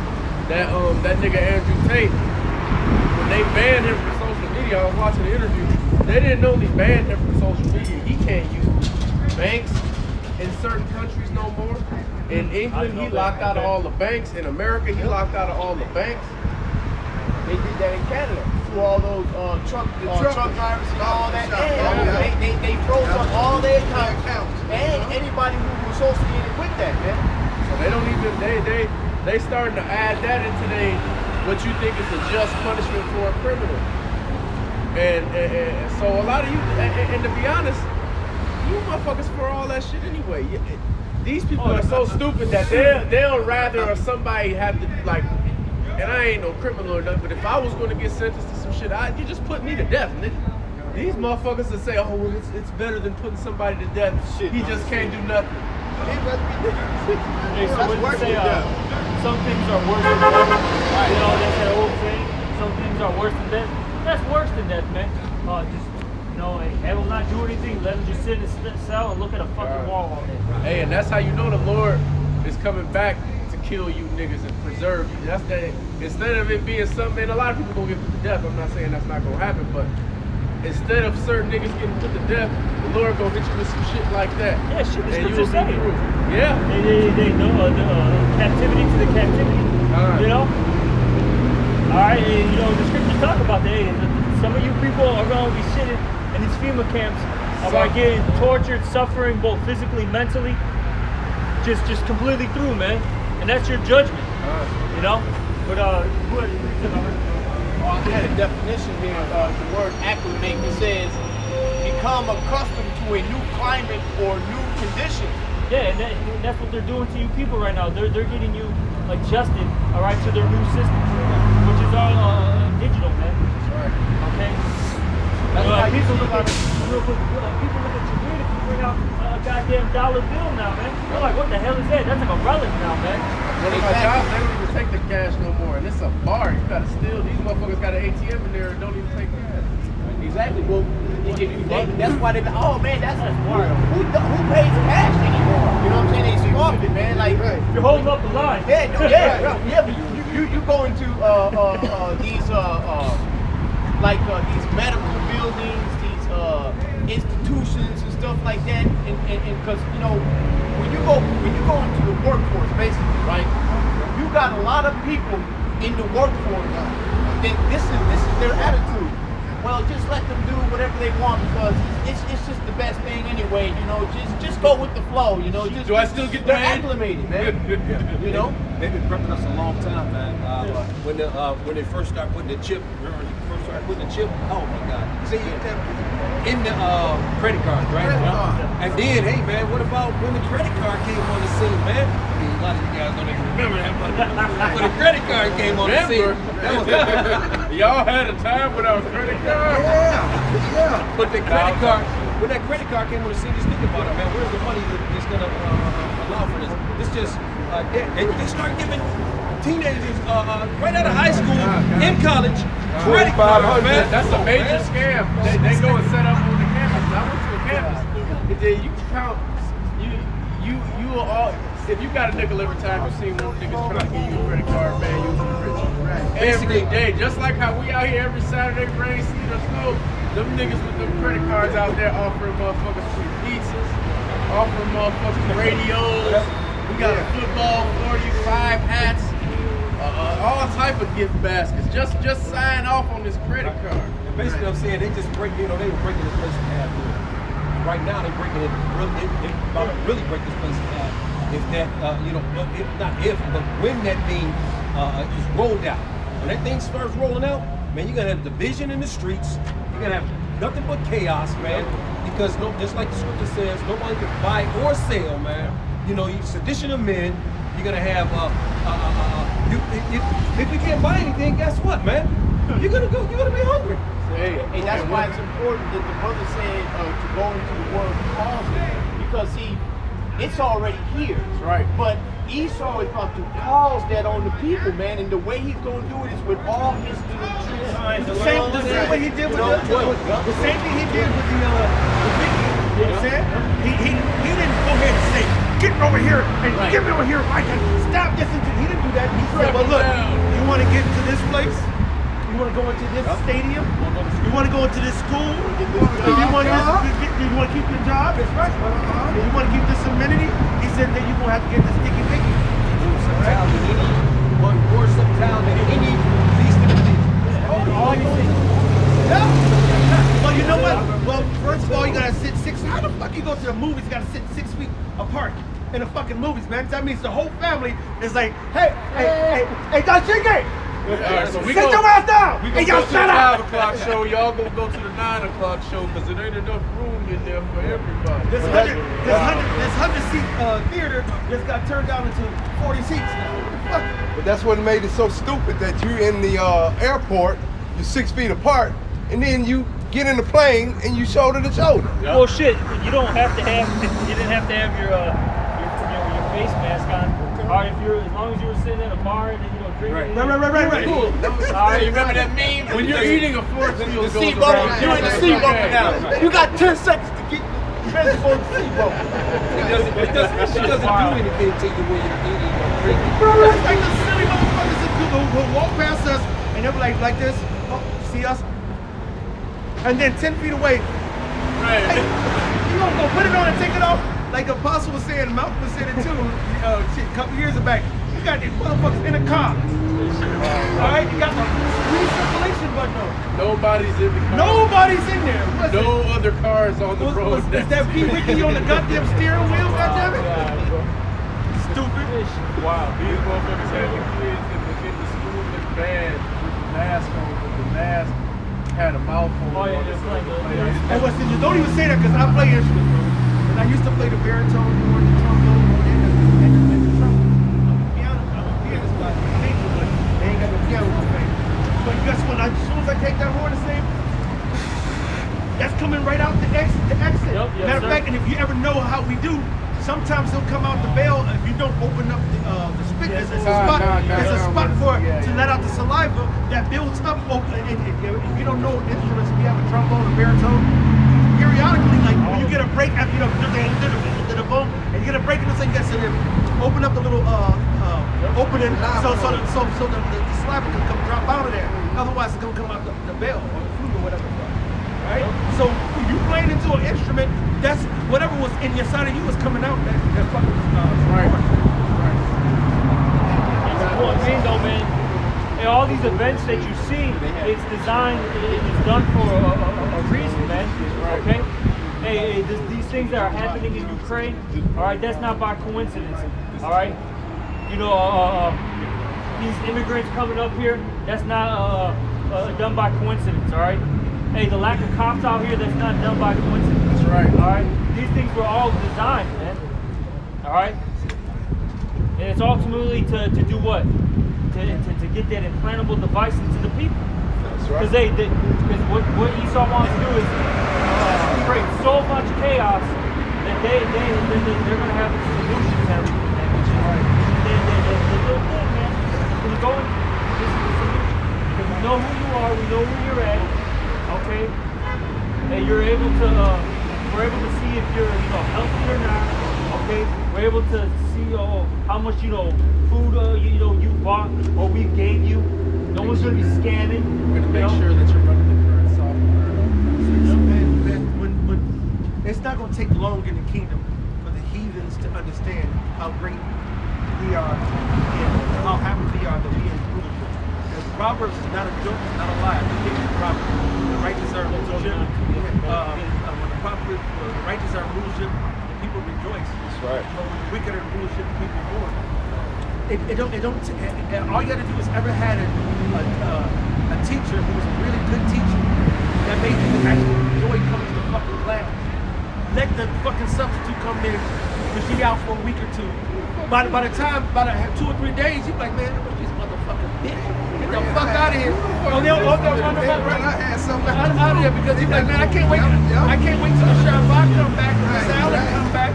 And as a matter of fact, I'm mentioning 2 of my favorite teachers growing up. I remember my first grade teacher, Miss Shabbat, and I remember Miss Allen. And they were cool motherfucking teachers, bro. Fuck Miss Brock. Right? Fuck Mr. Kepke or Miss Kepke or what the fuck her name was. So we waiting on our teacher to come back? Hey, we waiting on our teacher. We We waiting on how about Shimmy outside. That's right, that's right. Because he's the best teacher. And he'll give you that tough love, but you know what the tough love he gives you is? That corrective tough love. That's right. It's that tough love that builds you up, like I was speaking on earlier. All right? It's that tough love that builds you back up and corrects you and actually puts you. See, what makes a good coach, what makes a good teacher is someone who labors to you do your shit and you fucking up and mumbling and fucking up and shit and teaching you how to navigate even better and better and better. That's that one jiu-jitsu trainee who turns out to end up being a black belt. Right? That's that one who seemed like he was going to be a bum on the basketball court, but end up being an all-star in the league. All right? When you have a good teacher that labors you, by the matter of fact, it was in Second Maccabees. What the mother said to the children about the troublings of education or something. Somebody get that real quick. Second Maccabees 7. But about education, it's a trial on both parts, on the student and on the teacher. You gotta have great patience to teach. That's why Yahweh Bashmel Shai is long suffering. All right, because half the time we're like, man, fuck this motherfucker. All right, I told this motherfucker to run 10 steps up, make a slant to the right. That's the play, whiskey 109. And I keep on telling you this motherfucker every time he run 5 steps and he busts left. Are you stupid? To the point he said, man, I'm gonna get rid of this nigga. But then the other coach, Motherfucker Johnny had 5 apples. I gave him 3 apples. Stop saying it again. How many hours he have? 2. God, motherfucker. God damn. But that, go ahead, we got it. Second Maccabees 7. Yeah, it's like It's where the mom. it's like He got it. Just Second Maccabees 7 and verse 26. It says, when he had exhorted her with many words, she promised him that she would counsel her son. But she bowing herself toward him, laughing, the poor tyrant to scorn, spake in her country language. Which is why we gotta always go into the Hebrew. Oh, my son, have pity upon me that bear thee. It's like you have pity upon me that bear thee 9 months in my womb, and gave thee such 3 years, and nourished thee, and brought thee up unto this age, and endured the troubles of education. Endure what? The troubles of education. The Yahweh Bashmel Shai is enduring the troubles of our education. All right? Look see the car was coming back. They're not even. They should stop. Oh, and almost bit it right there. They won't even stop. But I like that scripture because it tells you the troubles of education. If you ever like I have my own softball team where I'm the owner, I'm the coach, I'm the manager. Man, do you know how hard it is to get 15 guys to come week in and week out and pay their dues, be on time and buy into the program? I got 15, 20 extra gray hair just because of them. All right? I'm just being honest with you. Right? You know what I'm saying? All right, see if you get an invite next camp. We'll try you out on the You know what I'm saying? But that's the same thing though. With the Lord dealing with us. The Lord has been greatly patient with us. That's why we are greatly patient with the men of the Lord. Because this is rough, man. The Lord said this is not grievous, but this is a battle. That's why the Lord calls it a battle. He said this is the condition of the battle, man. We'll go back almost 2 hours ago, Elder, when we were talking about the irrational behavior of laying on your horn. You laying on your horn and don't even know what you're doing anymore because the juicy juice is in you. They're turning the amps up. You know, you're going from 5G to 6G, and you gonna tell anybody? No, but trust me, I feel it. Hey, you get microwaved and don't know. Why can I call brothers? I hear multiple brothers, even apostles. Apostle Jabbar. One time I was up because I would be up 4, 5, 6 in the morning a lot easier. After going to bed at 9, like 10 o'clock, like 1 o'clock in the morning, and I just can't sleep sometimes. And I'm up and I see bing. I said, oh, Apostle, he on this early. And I pop in and he said, yeah, Shalom Akim. You're doing a lesson. And he just mentioned in passing. So yeah, I couldn't sleep, but the Spirit jumped on me to do a lesson. I'm like, man, he can't sleep either. All right, but I hear other brothers and I'm hearing them the same thing. Ask Rala. The brother be like, he'll call me butt cracking my mouth. And I'll be mad because I finally got to sleep. And I don't even get mad. I'm like, okay, it's cool. But a lot of brothers can't sleep. But then I hear the women in the world, you know what I'm saying they can't sleep. That's this 5G, and that's this fucking food. Like, right? You know, I'm moving the birds. I can sleep a lot better. Just to make sure you know there's not as many of those 5G towers out there. The other thing too is even with the lighting. Because out here in Chicago, of course, you know, in the city you got a lot of lights in general, right? The other thing too is out here in Chicago, they turned, they switched up the lights from the fluorescent to LED. And that shit be really fucking with you because in my old spot, they had a light literally right by my in front of my complex, man. And that shit, even though I had the blinds, you know, blocking everything, it was so powerful. It was fucking with me, man. But now that I'm in the burbs, you know, these blinds, I can sleep well, man. A lot of people who are in these, you know, big cities, man, they're getting fucked up from all this shit, man. And Esau knows this, man. Right. That's why they want to give you that seizure. That seizure emits radiation. So you think you ain't get rest now. Think about this little constant buzz that's in your and now you might not hear it. Oh, guess what? You don't feel it. Your body feels it, even if you don't feel it. Right. You know what I'm saying? And just to show you how dynamic the body is, there's been situations where someone gets shot, and for a period of time, not even know they got shot. Sometimes you can see it, boom, and see it. But then sometimes motherfuckers hit and they will keep on doing it. I seen it, you know, and they and they were like, yeah, just like that Forrest Gump. You know what I'm saying? They were like, oh shit, something. Shit. You know what I'm saying? Like, God damn it, I got shot. Because sometimes, especially depending on the situation, your adrenaline's up. All right, it might be a lot of commotion where your attention is scattered and where you're not even really paying attention to your own shit. And to where you're like, oh shit, where's this? Holy shit, I got cut. Then you know look what at I'm it, that's just start hurting. Oh, because when you see it, that's it. But that's when you see it, that's it. All right? Yeah, but what's this morning? That was it. Just read it.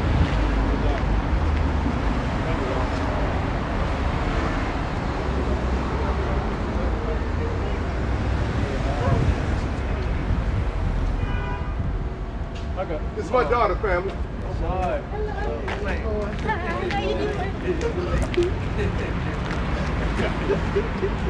But anyway, go ahead. Which I can't say. This is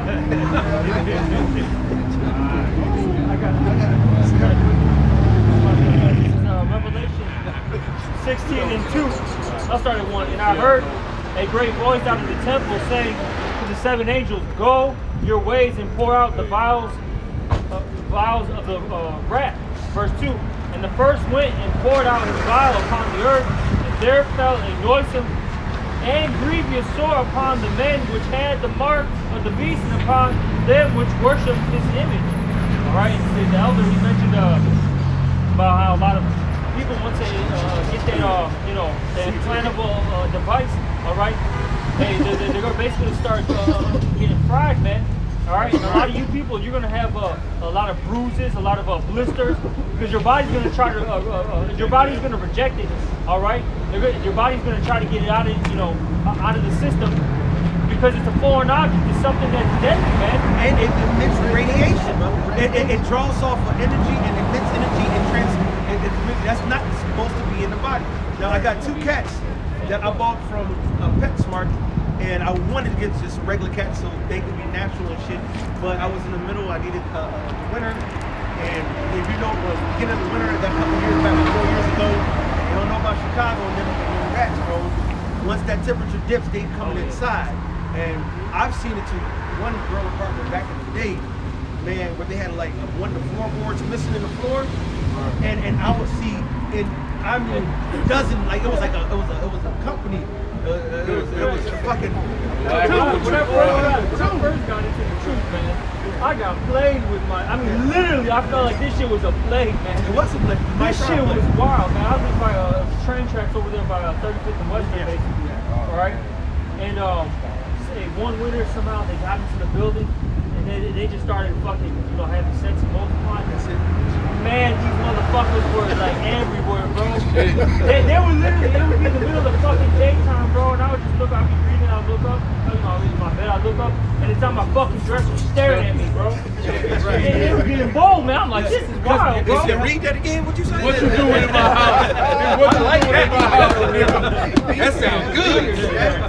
That shit was wild. Yeah, but I see that shit. And so I went to go get the cats, right? And so I bought 2 cats, and they were already microchipped and they were kittens, right? Over the years, I feel their back and I rub on them. They got sores in their back, and they constantly, pick at it, scratch, do the whole back thing, you know what I'm saying? And then no at it, and pluck at the shit. And when I rub her back, and my boy, the girl got it worse than the boy too.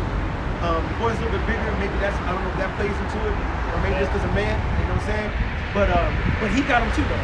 I feel him on his body. As a matter of fact, I might touch one where she just nipped on or whatever, and she's like, hey, be careful. You know what I'm saying? And that let me know that when the Lord says they're gonna get ready, right? Yeah. They're gonna get sores. Yeah. That's no joke. Grievous. And it's not gonna take no long time, bro. Say grievous sores. Yes, grievous sores. That you want to scratch, and then the scratch can come over, just like Job. He got them boils where they had to scrape them, and then you don't want no condition like that. That's right. They showed you that in that movie Implant. I don't know if you brother saw it. Implant. I watched Imprint, and I'm like, I don't know why he I think I watched the wrong one. Somebody double check, because I'm serious. I watched Imprint. I'm like, I'm getting bored of this shit. So when they go put the chip in these niggas? I'm mad now because you have to take the water, bro. Because I've been laboring trying to finish that video, and I keep falling asleep on it, motherfucker. I ain't gonna say nothing because he was in orders. Right. And I tried to watch it with one of my little lady friends and shit, and she was like, I don't know how much I can get. I don't know how much I can do. I'm like, no, it's about to get good. It's about to get good. And then motherfucker never got good. You know what I'm saying? They showed you that in the movie Implant, man. Like, it's in the back though. It's not, the handle before it. But she gets it in the back, and over time throughout the movie, at first it's like a little bit, she's like, it's bothering me, it's irritating me, and then over time, towards the end of the movie, that shit's like up and down the back. Y'all telling too much. Lock it. Especially That's definitely not the movie I was Man, nothing to do with it. But the point being though, is they show you that in the movie like how he literally damages the box, man. You know? That's funny because I had two pet dogs, pit bulls, and they got in trouble with the city. So the pound came and took them and all this shit, right? And they wanted to trip them. The spirit was on me. I said, no, that's all right, you go ahead. I had a whole courtroom of people. I said, oh, there's other people in here. And I walked in the courtroom, I said, oh, there's other people in here for, the same dog shit. All of them were in there for me, for my case. Then I went into the sidebar room, but nothing but fucking lawyers are all around the room. But I don't know if you guys remember, but 87th in Western, a pit bull had mauled the jogger, got one of them. And I think it was two of them or something like that. But anyway, my incident was right after that. And that's why they were really, stringent on that, right? But, like I said, the spirit was on me to say, because the judge wanted to chip him. The city wanted to chip him. The only way I can get him back. I said, no. I said, you can't. See now, when they did that with my dog, and I let them chip him, it was like, okay, you can chip him but not clip his balls. You can chip him but not clip him. And that's how I got him back the first time. And he got out again, and then it was like, okay, well, we clipped him, and now he already chipped, now we got to clip him. And I was like, well, that's your dog. That's not my dog, I don't got no habit. Because I mock those motherfucking Edomite fucking dogs, man. The Edomite dogs go downtown, man. Weird. Go around and see this motherfucker's got a motherfucking pinky wiener. All right, and that, you know what I'm saying? Now you look at a regular ass dog that's got his power. He's got a regular dog penis, man. And you know when they get hot, they come out there and the whole night sometimes just be hanging. You know what I'm saying? These little fucking, they do make them effeminate. They make them soft, they make them down soft, and then they get fat. All right, and they get fat and they get all these other fucking no drive, and then they start getting sick. Right? And see, and a lot of times people don't notice that because all the dogs in the vicinity will be clipped. But like my father got a Rottweiler that's not clipped, and you can't take that nigga around dogs that's clipped at the dog park. You try to kill him. It's a different spirit, brother. Yeah, through the spirit, My dog, when I would take him to visit my mom before she passed, my sister got two dogs, Penny and Zeke. Both of them, they wouldn't even give my sister the dog unless they snipped them. And I told my sister, don't let them, we gotta go fight them. And she didn't fight him. And so they snipped and clipped them. All right, now you can try to fight them in the city, you're not gonna win. They said the judge ain't going unless you find you a doctor who's gonna say you got a medical case. And in order to do that, you gotta pay the doctor off. I ain't got that to do that, so I didn't do that. And she did. So I would take my dog sometimes on a trip. And so now ask me how Penny reacted to him and how Zeke reacted to my dog. You know what I'm saying? She knew that my dog had an active penis, even though she was up there sniffing. Right? But she fucked with him, and Zeke was automatically emasculated, and automatically was like, damn, like goddamn. And he would want to fight my dog. But then at the same time, my dog was like, well, I got my balls, let's go. And so he felt like pumped. He literally was pumped to the point my sister was like, man, he don't ever act like this. I'm like, because he know he ain't got something he got. You know what I'm saying? He want what he got, and she want what he got. And that was his, and he can't have it. And he like, that's mine. And now it's the whole dog world fucked up. How you fuck up the whole dog world? Esau. They really be looking at him like how, if I see a Mo walk in, I want to put that nigga to death, man. That's how them dogs are reacting, man, when these dogs that got his nuts cut off on fight, man. They ready to get, they ready to get that Michael Vick spirit. I got a quick one. This is Psalms 82:5. They know not, neither will they understand. They walk on in darkness. All the foundations of the earth are out of course. That's right. Because the earth is given into the hands of the wicked. All right. With that being said, everything's all messed up, in this society. Good is called evil. Evil is called good. That's right. Okay. They'll tell. What do they say? Oh, just fix the dog. How is that fixing an animal, man? See, that's the mentality of Esau, man. The Lord made everything perfect, but I'm gonna fix it. And the reason why Esau does this, right, is not to control population, right? It's really like this. Because going back to what you said about the dead Rottweiler, they don't want. like we're just using dogs, right? They're there for protection, man. Okay.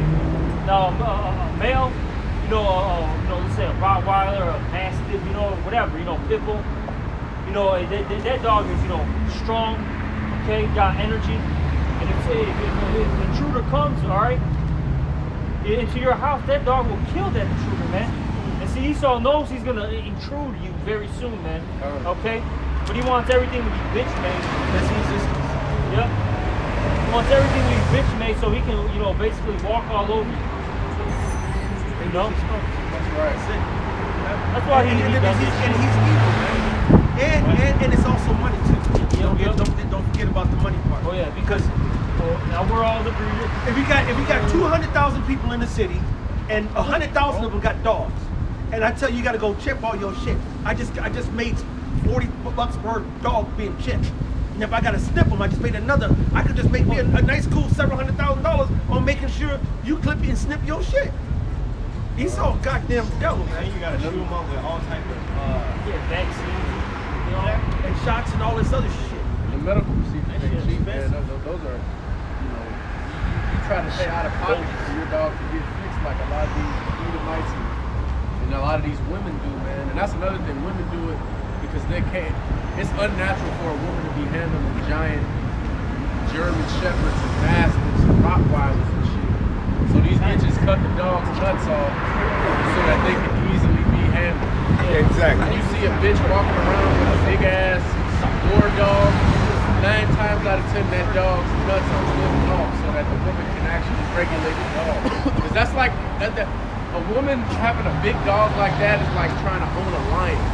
This fucking lion will kill you. That don't matter how much you love this lion, it's a lion.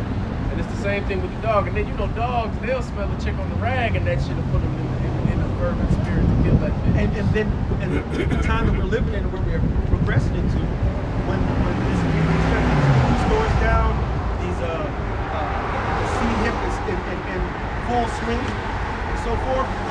A lot of these people, they're gonna not be able to take care of their dogs, or they're gonna get killed because they got ran into. So you got these dogs that's in the back, loose as fuck. They gonna get out. They gonna start forming packs, man. That's why Ezekiel, I think the 14th chapter talks about those 4 sword judgments, and one of them is the beast, dogs to tear. Okay, that they're gonna start. And see now, the animal kingdom is in way march order than the so-called humans. Okay. Once those dogs they're gonna see each other, they're gonna have a little rah, rah, rah, rah, rah. Okay, that's the man. All right, you the guy. Okay, what we doing, boss? And it's not gonna take long. A pack of 30 dogs. Man, imagine walking down the street seriously and you see a pack of 30 dogs. You got a Rottweiler here, a pit bull here, a man. You know what I'm saying? I've seen it before. Anybody that's been to like if you've been to like a Mexico or Puerto Rico or Jamaica, places like that, even in Florida and some parts of the South, you don't see that shit, man. These fucking dogs will be 30 or 40 deep, and motherfuckers are getting mauled by dogs right now, man. That shit happens in a lot of places. Yeah. It's like in these tropical, where it's hot outside areas, where they don't necessarily give a fuck about rounding up all these dogs because it ain't a big city. You know what I'm saying? Waiting outside, you take your garbage out, 50 niggas pop up. What's up, bro? and them dogs, you thought Fido was, hey, man, no, that motherfucker. And I'm telling you, a dog bite is one of the most vicious bites, bro. Oh yeah. I know about that. I know about that. Oh yeah. That was within a second, man. That shit, man. That was no. My finger was literally man. Just through. My finger was done, man. I'm looking, man. Lord show mercy. Jakari got bit by a dog. He'll tell you. Oh, yeah, I remember. I got bit by a dog when I was a young man at church, going into the candy store, because they had a candy store at church, and the dog was on the landing, and I didn't see his tail. I was boom, boom, boom. I was like, oh shit, got me real quick. You know what I'm saying? You don't want to mess with them damn dogs. Them dogs. And for real, if you learn jiu-jitsu, you learn how to fucking take down a dog. You can choke them out the same way you choke out people. They got projects as well. And when they on the street, they got diseases in their mouth and shit too. So Rabies. Just getting bitten. Your fucking limbs will right off getting bitten by one of these dogs.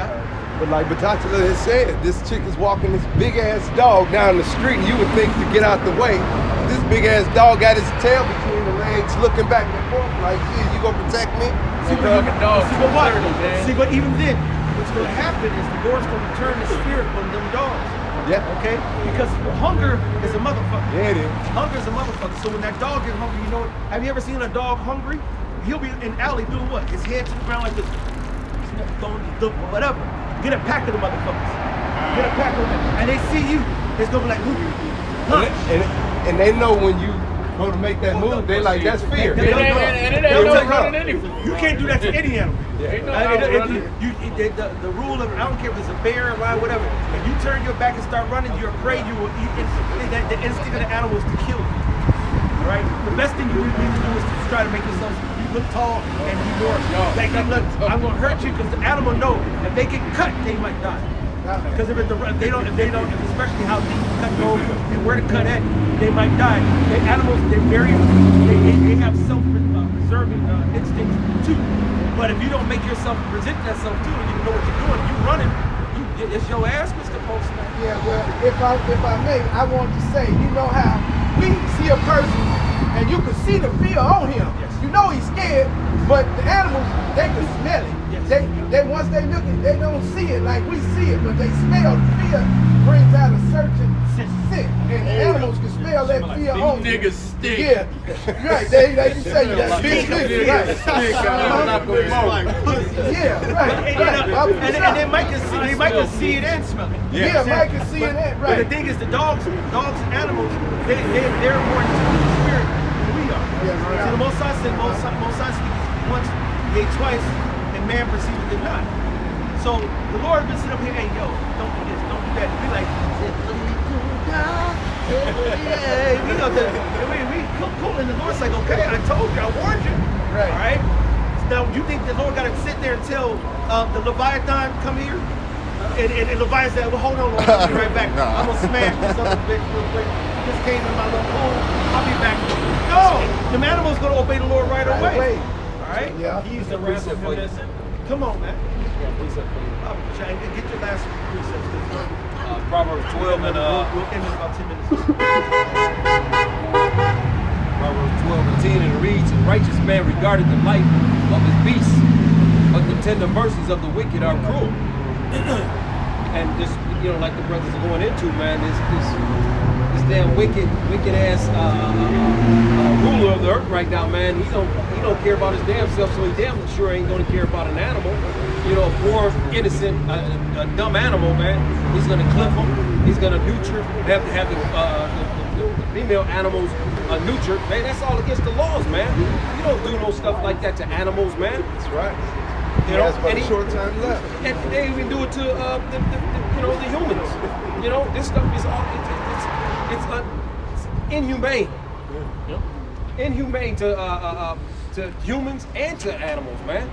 You know, the thing is, a man and a woman is supposed to, you know, grow. How can they grow without having children? They can't grow. That's the growth. Scriptures talk about that, be fruitful and multiply. And it wasn't just given unto us, you know, as, you know, so-called humans, right? You know, it was actually a commandment to all the creatures. When you go into that Genesis, man. Yeah. You know, see, Esau is all about death. He's to take that Revelation 6 and like 4, he's to take peace from the earth.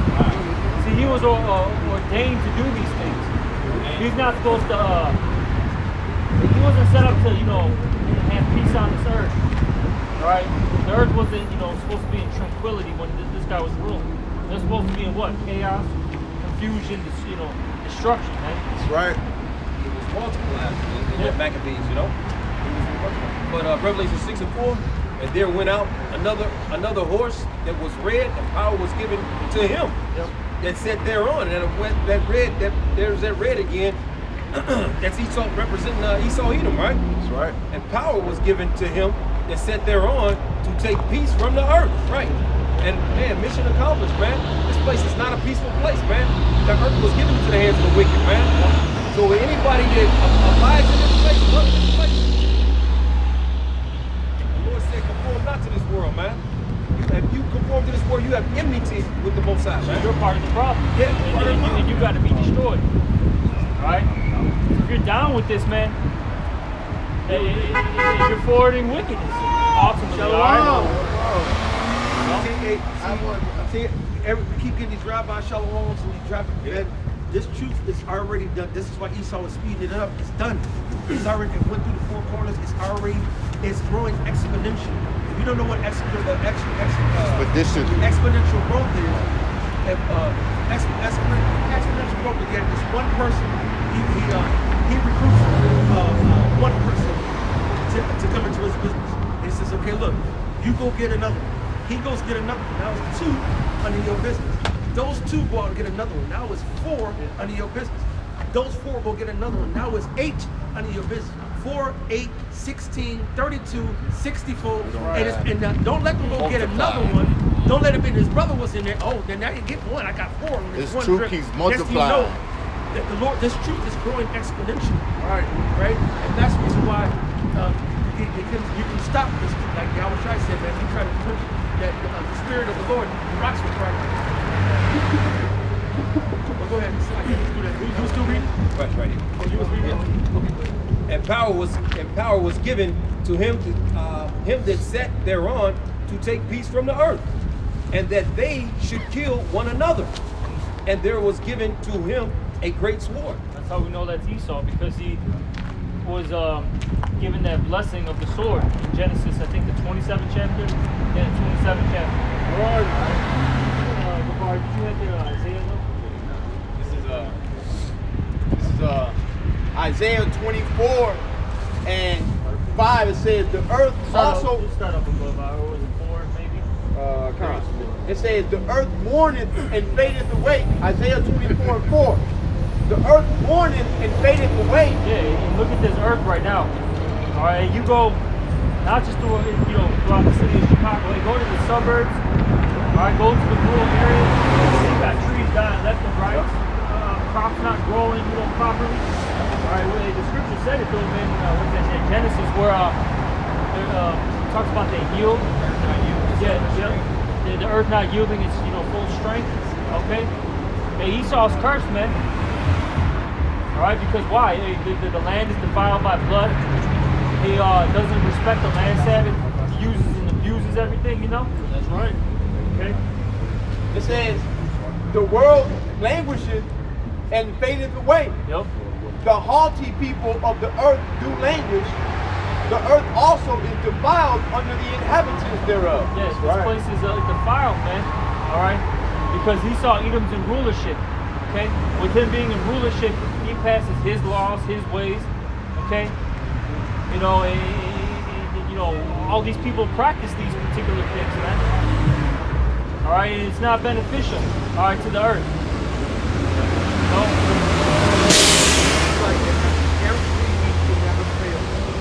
They close this library at 5 o'clock. There's always somebody who comes after the time to try to end. That's so spiritual. What's going to happen here? Look out here, week in and week out, opening up this door, opening up the doorway, saying, come in, come one, come all. You know what I'm saying? All so come in, all Israelites. So-called Negro, Latino, Native Americans. See, I Come knew get this Jesus goodness. like them heathens. And Don't let me. oh man, your light brights.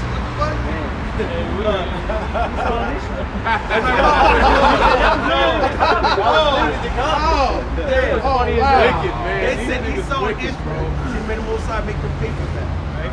But it just, I marvel at every week there's somebody who tries to come to the library late.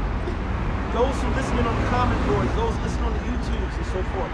You hear the men of the Lord at Great Millstone, I don't care what camp it is, they talking about Yahweh Shai. That's right. You come into this understanding and come into them scriptures and get your ass right. Because the window, when I say the door is closing, we are almost out of here, man. The stock market is not about to bounce back. Right. They're not going to say, you know what? It's not really wise to put the seed hip to the chip in somebody's hand. You know what? We're going to scrap that plan. And you know what? We're going to go back to gold and silver. There's not no returning. The Lord said they would have healed Babylon, but Babylon is not healed. That pipeline is not going to patch itself up. Oh, but it ain't little bikes that go down in the middle of the ocean and start sealing that shit up. Pipeline. Little mini welders and shit and closing that shit up. You should have heard my man on Paul and Adrian Desert. He said, "We're in trouble, folks. Americans in trouble, folks. Hey man, No fucking shit. Sherlock. Big as all, folks. Look at that. niggas gonna be looking like a motherfucker trying to get Chick-fil-A on Sunday. Motherfuckers be in the car the whole way, fixing their mouth, no homo for some Chick-fil-A. Niggas pull up and the motherfucking lights off, man. Ain't gonna be no Chick-fil-A today, nigga. Man, They gonna go berserk, man. bro, they gonna go, man. These bitches are going to go crazy with their hot country girls, man. But they goddamn it, fucking now layers. You name your, like the scripture says, they shall lament. Someone get that. Lament for the teats. And that's because that's what they fucking eat. They're definitely not gonna be caring about some goddamn Brussels sprouts. Right. I can see a motherfucker like, no, I don't want the Brussels sprouts. That's that. We ain't got no food, doctor. Hey, bro, no. Jake is so wicked, I can perceive this happening. Motherfucker ain't got no food. The motherfucker said, look, all I got is this old can of Brussels sprouts. I don't want that shit. That's Jake, Joe. Why you being so healthy? Ain't nothing else to eat, bitch. You better eat this motherfucking I Brussels. said that in my lessons before, man. I've said, especially for like brothers, which the spirit is already on that. But for brothers in the everything, if you're accustomed your children to eating raw foods, man. No, not no damn raw meat, but eating grains and food that you're not gonna get at no damn candy store or no restaurant or nothing. Because I've literally seen kids not eat a meal because it ain't no damn chicken nugget or some fries or something. And imagine, because I don't know how 100% true it is, but I've heard that you could be dying of hunger, and if the food don't settle right in you, you won't eat it. You'll actually die of hunger because you won't eat that food. That's right. So imagine you having something to eat for your child, That's a heavy and your curse. child won't eat it, and your child dies of hunger, man. That's a heavy That's curse. happening to like my brother's son, right? He doesn't really eat, man. And all he wants is something. He always wants popsicles, cookies, all that shit. They always give it to him. That shit is a Yeah. And what's crazy is, right, I was talking about, about women and shit, and we're like, man, this guy is so skinny and all that. It's kind of cool because he's malnourished. And his teeth ended up like, he had some like crazy, like, I don't even know what. Start rotting. Literally, all his teeth rotted out. That's what happened to my first wife's son. He had to get like basically veneers, man, and he's fucking 4, just turned 4. That's fucked up. That happened to my first wife's son. She had a son before we got together. It was like 20 years ago. And I was wondering, how this motherfucker ain't even 3, he's sitting right now. You know what I'm saying? And he had to wait. They didn't get no veneers. They just waited until his drum was over to he had changed diet to like a family. He had some wife's counseling. That's it. Fuck you feeding this, man. He got to eat this. What you women gonna get it, man? Right. I don't even want to talk about you women, man. But I don't fuck with you women anymore, man. You women are fucking wicked as fuck. The only man, like Apostle Tara said back in the day, now I really understand he'll jump over an Edomite to get to a wicked ass nigga. Well, I'm jumping over everybody to get to a wicked ass bitch. That's right. Y'all fucking not That's responsible. right. Not responsible for these little kids being fucking wicked. And your own wickedness with these children is getting them up to the point where they gotta get veneers at fucking 3 years old. That nigga got veneers and he recognized as a woman. That shit gay, man. But no, here's the, bro, that's the spirit of shit on this shit, right? They just made that statement because my brother, bro, I remember, this was years back, like years back.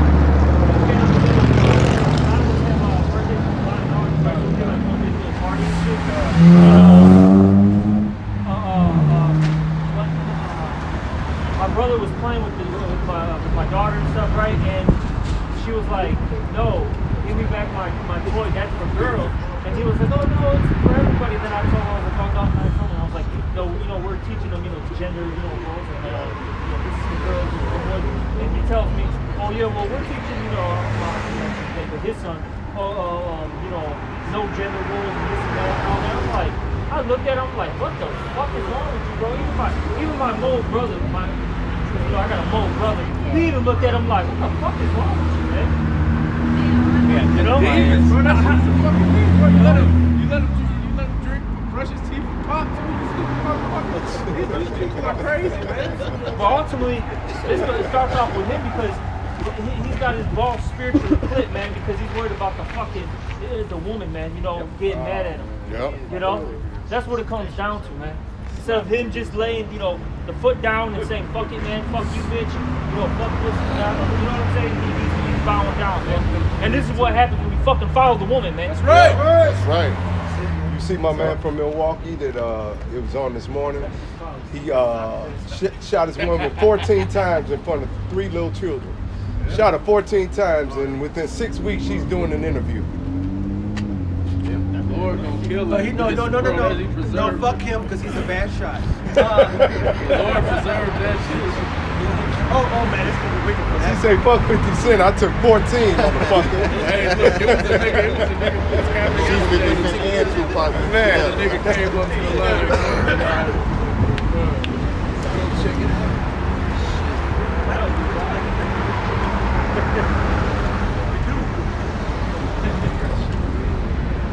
Any last precepts?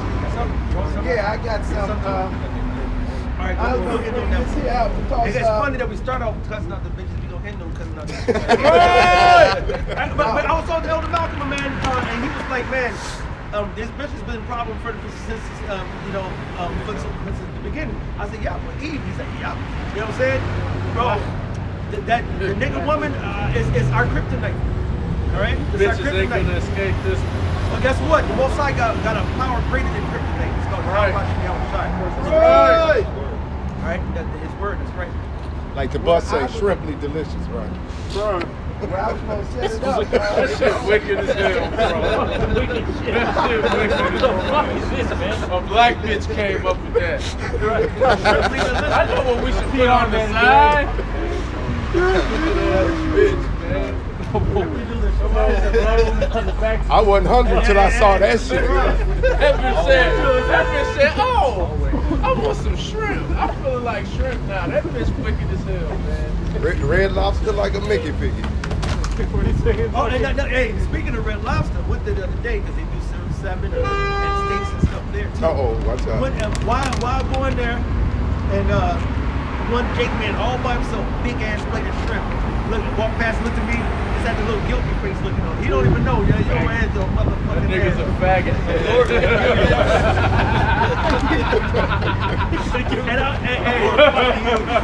I almost wanted to say something. I almost nigga, you a faggot, man. I almost wanted to say something. But you know, we don't be starting no trouble, so I let it go. All right. It's like you, man. That's right.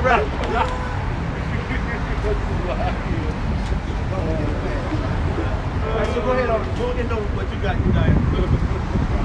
This Isaiah chapter 32 and verse 9. It says, rise up, women that are at ease. Hear my voice, you careless daughters. That's all use. That's all of use. I even go to the so-called righteous women who don't love the truth. All right, because guess what? They still getting Esau's amenities. When you got a woman who claims to be in the truth or dealing with a man in the truth, she should be the most humble, most. If your woman ain't doing this when he's walking on, open the door, open the wide. Hi, my lord. And then what can I do for you? Would you like your holy penis cleanest What right was now, the my last lord? bitch Would you you like to brought be? the dough, man? Would you like to be drained, my lord? Would you like a massage, my lord? What can I do for you, my lord? If your woman ain't doing that, she ain't on the level yet. Shit, definitely talking about your head wrap ass bitches, man. You wanna know? All you bitches with these head wraps. Come on, man. How you want a real man when you fake as fuck? Make me throw up in my mouth hearing a bitch say Charlamagne, man. That bitch said it in downtown a couple weeks ago. I'm at Ariela's camp, and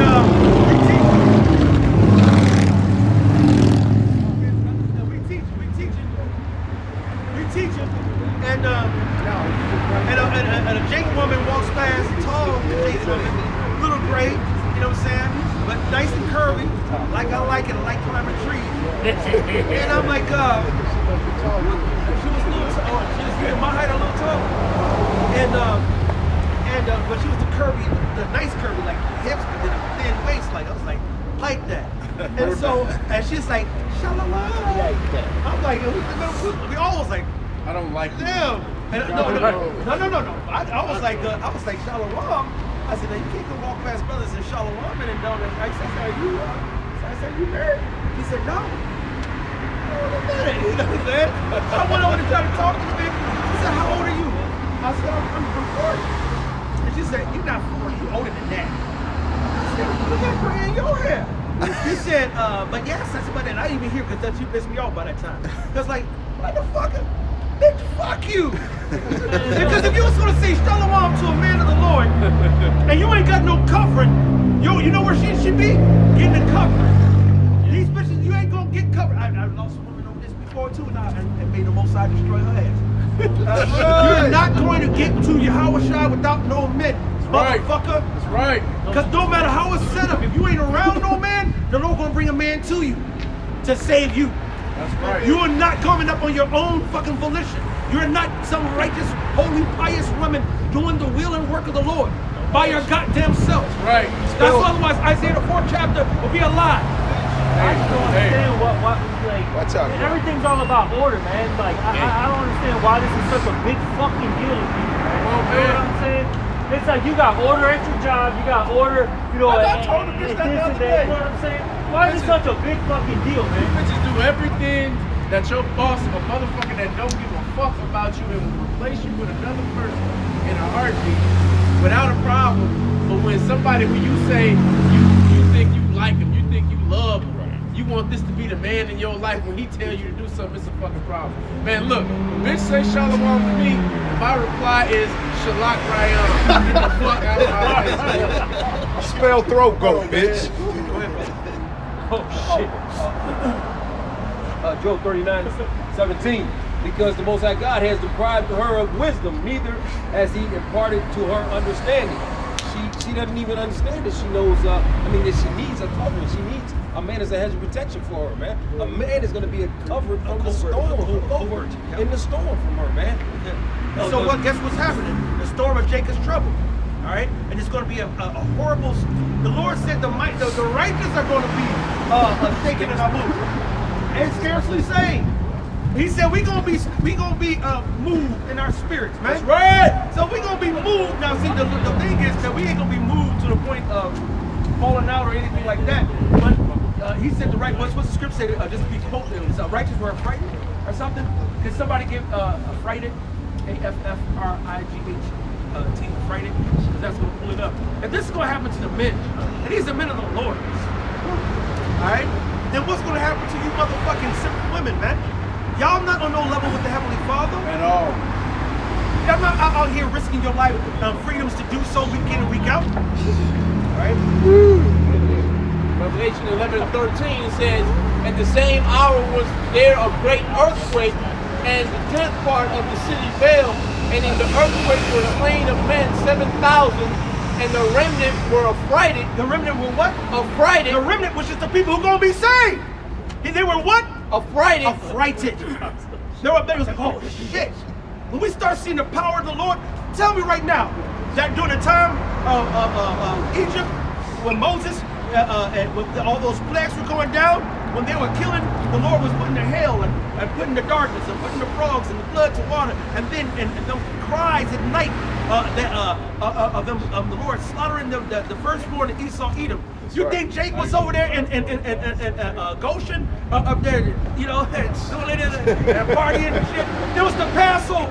And what kind of spirit do we have in the Passover to this day? Solemn. Excuse me? Solemn. And one more time? Solemn. Solemn as hell, man. It's not the time when the Lord, matter of fact, liken it to when your mom and dad, if you had a mom and dad, if both of them are not, you got to say that, because a lot of us grew up with only our moms or only our dads. Most of us only our moms.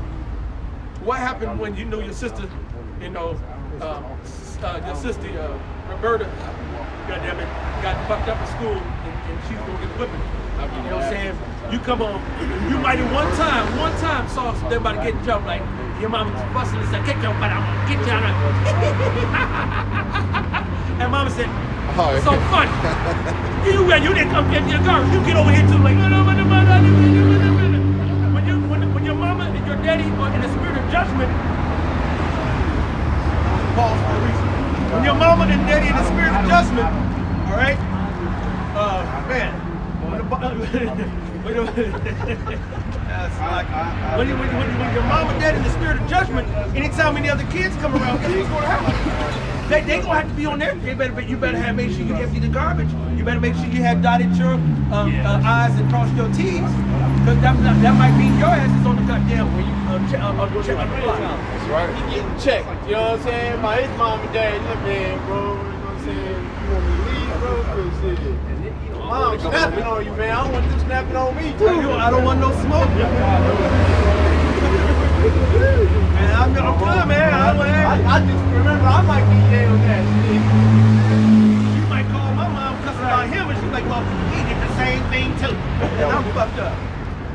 Pulled on the door too. No, fuck.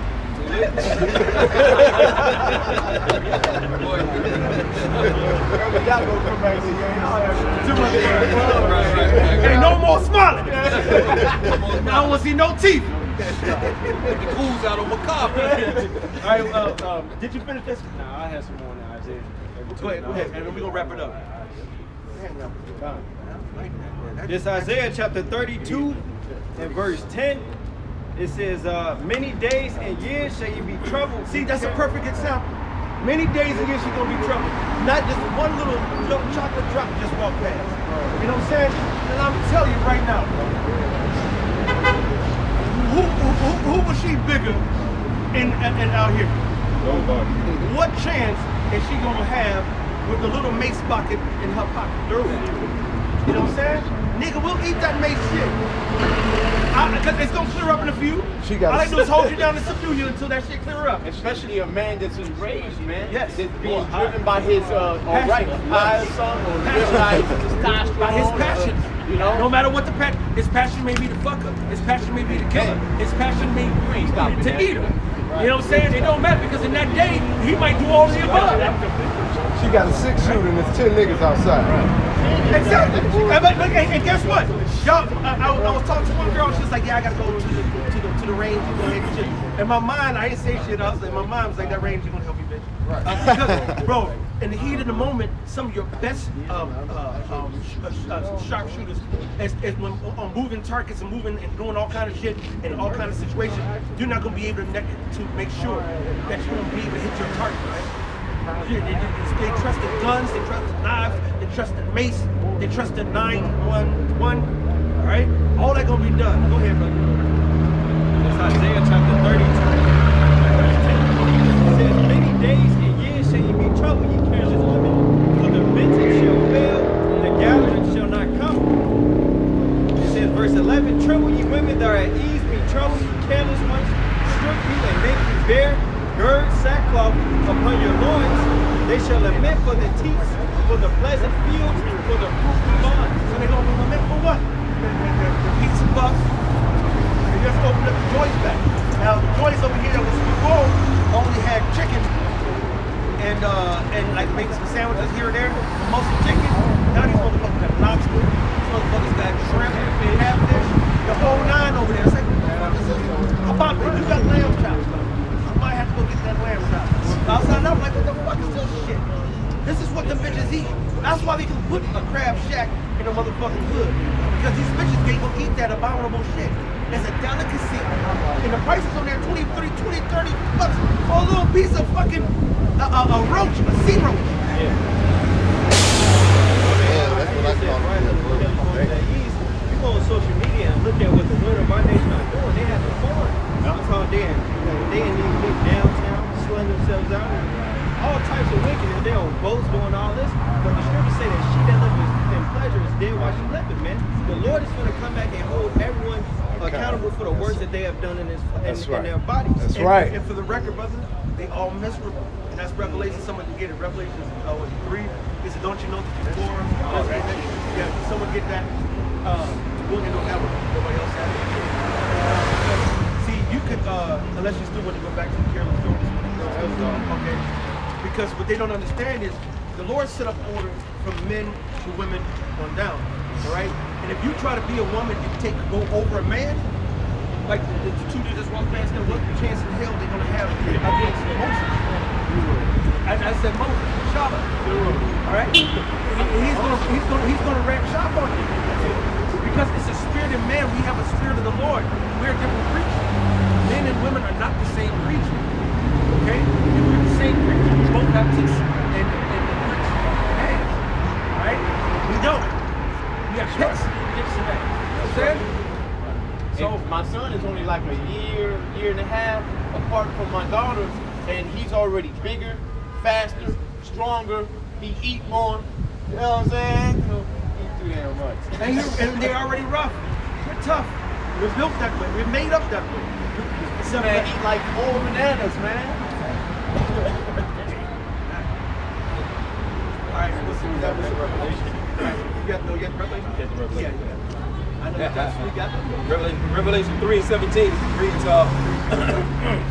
because thou said, I am rich and increaseth with goods and have need of nothing, and knoweth not that thou art wretched and miserable and poor and blind and naked. A man, the scripture says a man at his best state is altogether what? Man. So, just because we talk about men being able to dominate a woman, trust me, the Lord said these big mighty men are going to be doing what in these streets in that day? Crying and sitting on the ground and perplexed. Hands on legs like a Chameleon woman. And when you see a woman like, I see my sister right now when she was saying, it's going, bro. That's the time we're living in, man. So fuck you wicked ass niggas. Fuck you wicked ass bitches. Fuck you heathen. This is a call to the hope and righteous elect. If you're a hope and righteous elect, you will not be offended with these words. That's right. That's right. Right? You will not mock with these words. That's right. Right? You'll sit there and you'll be listening and following and getting yourself in order. That's right. Right? What the scripture say? The wise and righteous, they perceive the evil and hide it themselves. Man perceive the evil and hide it himself. And that's it. That's the third one. That's the key. That's wisdom right there. The third one went to go try to. The other door didn't open. Why do you think that door opened? See, but no, that's spiritual. Matter of fact, don't make it before. Don't make it personal. Don't make it personal. If she try to go to it, it's a little bit too late. His spirit proved what you just said. Might as well turn around. His reaction was like 3, 2, Like you didn't see that one other car that in the parking lot. Come on. But that's the spirit. The fourth one. That's the fourth person. Try to come on there and they close. That's indicative of what's happening right now in the spirit. That's why the Lord is making it similar to you. That's why we watch. We watch how the spirit moves. She ran to it. Right, and ran too late. But that's what they're going to happen. Wait a minute. The Noah scoffers run up to the ark. That's why the Lord had to seal it. All right, the Lord had to seal that ark because Noah might have had that tender, tender loving care, mercy. I'm like, oh, is that Roro? I mean, okay, Lord, forgive me. I'm gonna like Roro. Roro was cool. He was the only one who really wasn't scoffing me, even though he scoffed because he didn't come in. But he, at least, he brought me lunch and dinner a couple times. Hey, Roro, come on. Yeah, Proverbs 1:29, it says, for that they hated knowledge and did not choose the fear of the Lord, they would none of my reproofs, like they would none of my counsel. He didn't believe today they say there's clothes. So he still walked over with the boys, and all four of them made 8 of them. He just made it 8. And that's Noah. That was 8. We got the heart. You know what I'm saying? The 8 didn't, And 8 stands for, I believe it stands for victory. Hey, and that guy, he passed by here first. Yes. I know I saw This Proverbs 1:29, for that they hated knowledge and did not choose the fear of the Lord, they would none of my counsel, they despised all my reproof. Therefore shall they eat of the fruit of their own way and fulfill with their own devices. See, the Lord is calling out to our people. It says, work out your own salvation with fear and trembling. Hey, we, the Israelite man as well as our women, got to come to repentance, right? But hey, the Lord's hand is stretched out now, but hey, no regard. Don't think you don't get that stretched out and twisted. Yes, there's 2 sides of me with your hand stretched out. I can help your ass out with the stretched out hand, or I can smack you down with the stretched out hand. Lord's been jacking. He said, well, why would Jake be stricken anymore? You revolt more and more. The more the Most High been whipping our ass, the more we revolt. But guess what? He's still whipping your ass. I was thinking about a particular female in my life and how wicked she's been. and ask the Lord to put judgments, you know. And since she's been acting wicked, the Lord's been putting judgments. But see, she ain't changed, and he hasn't changed the whole situation. So sometimes you be like, man, Lord, get her. And then if you really look, the Lord's like, I haven't. I fucked up here, I fucked up here, I fucked up there. She want the ultimate. All right? The Lord is jacking up Jake, man. You have a hard time sleeping at night, you get afflictions in your body. You know, you can tell me about your hip on the day. You know what I'm saying? Yeah, join the club. You know what I'm saying? You know what I'm saying? My back. All right, you know what I'm saying? We go through these afflictions. You think the Lord's afflicting us and not afflicting them? Right. That's the reason why they going out there to go into the hot girl front. What do you call it? Hot girl summer. You know what they're doing that? Because they're empty inside. Yes, sir. They want something. They want that peaceful dream. They want that perfect man. They want that 6 figures, 6+. They want to be with the white man. Right. That's why they got their hair polished. That's it. Right. They want the 6 figures. They want the 6+ inch dick, and they want the 6-foot man, taller than 6-foot man. I saw a little girl say like, I want a tall man with hair like this, such about the barrel. These bitches got their fantasies. They looking for their fucking fantasies, man. That's not reality, man. And so that's why they're fucking miserable. And that's why they jump from man to man to man, hoping, is this in him? No. Is it in him? No. Is it in him? No. By the time they went to 1 or 2 men, they already got their mind fucked. That's why you have to follow the scriptures. You got to follow the law, statute, commandments of this Bible. You got to come back to your heritage and your culture. We are the biblical Israelites by blood. We are the descendants of Abraham, Isaac, and Jacob. And the Most High is about to come get us real soon. If you're so-called Negro, so-called Latino, so-called Native American, we are God's children. Not these other goddamn heathens. And the Most High is about to destroy all of them for what he's done to us. And those who don't believe it, the Most High gonna get your ass too. Rap. So with that, we're going to say all praises, honor, and glory to Yahweh, Ba'ashem, Yahushua, Ba'ashem, Rakakadash. Double honors to the apostles out in New York at Great Millstone and GMS. All right? We've been teaching and preaching and fussing and cussing for 20, 30, 40 plus years. That's right. All right?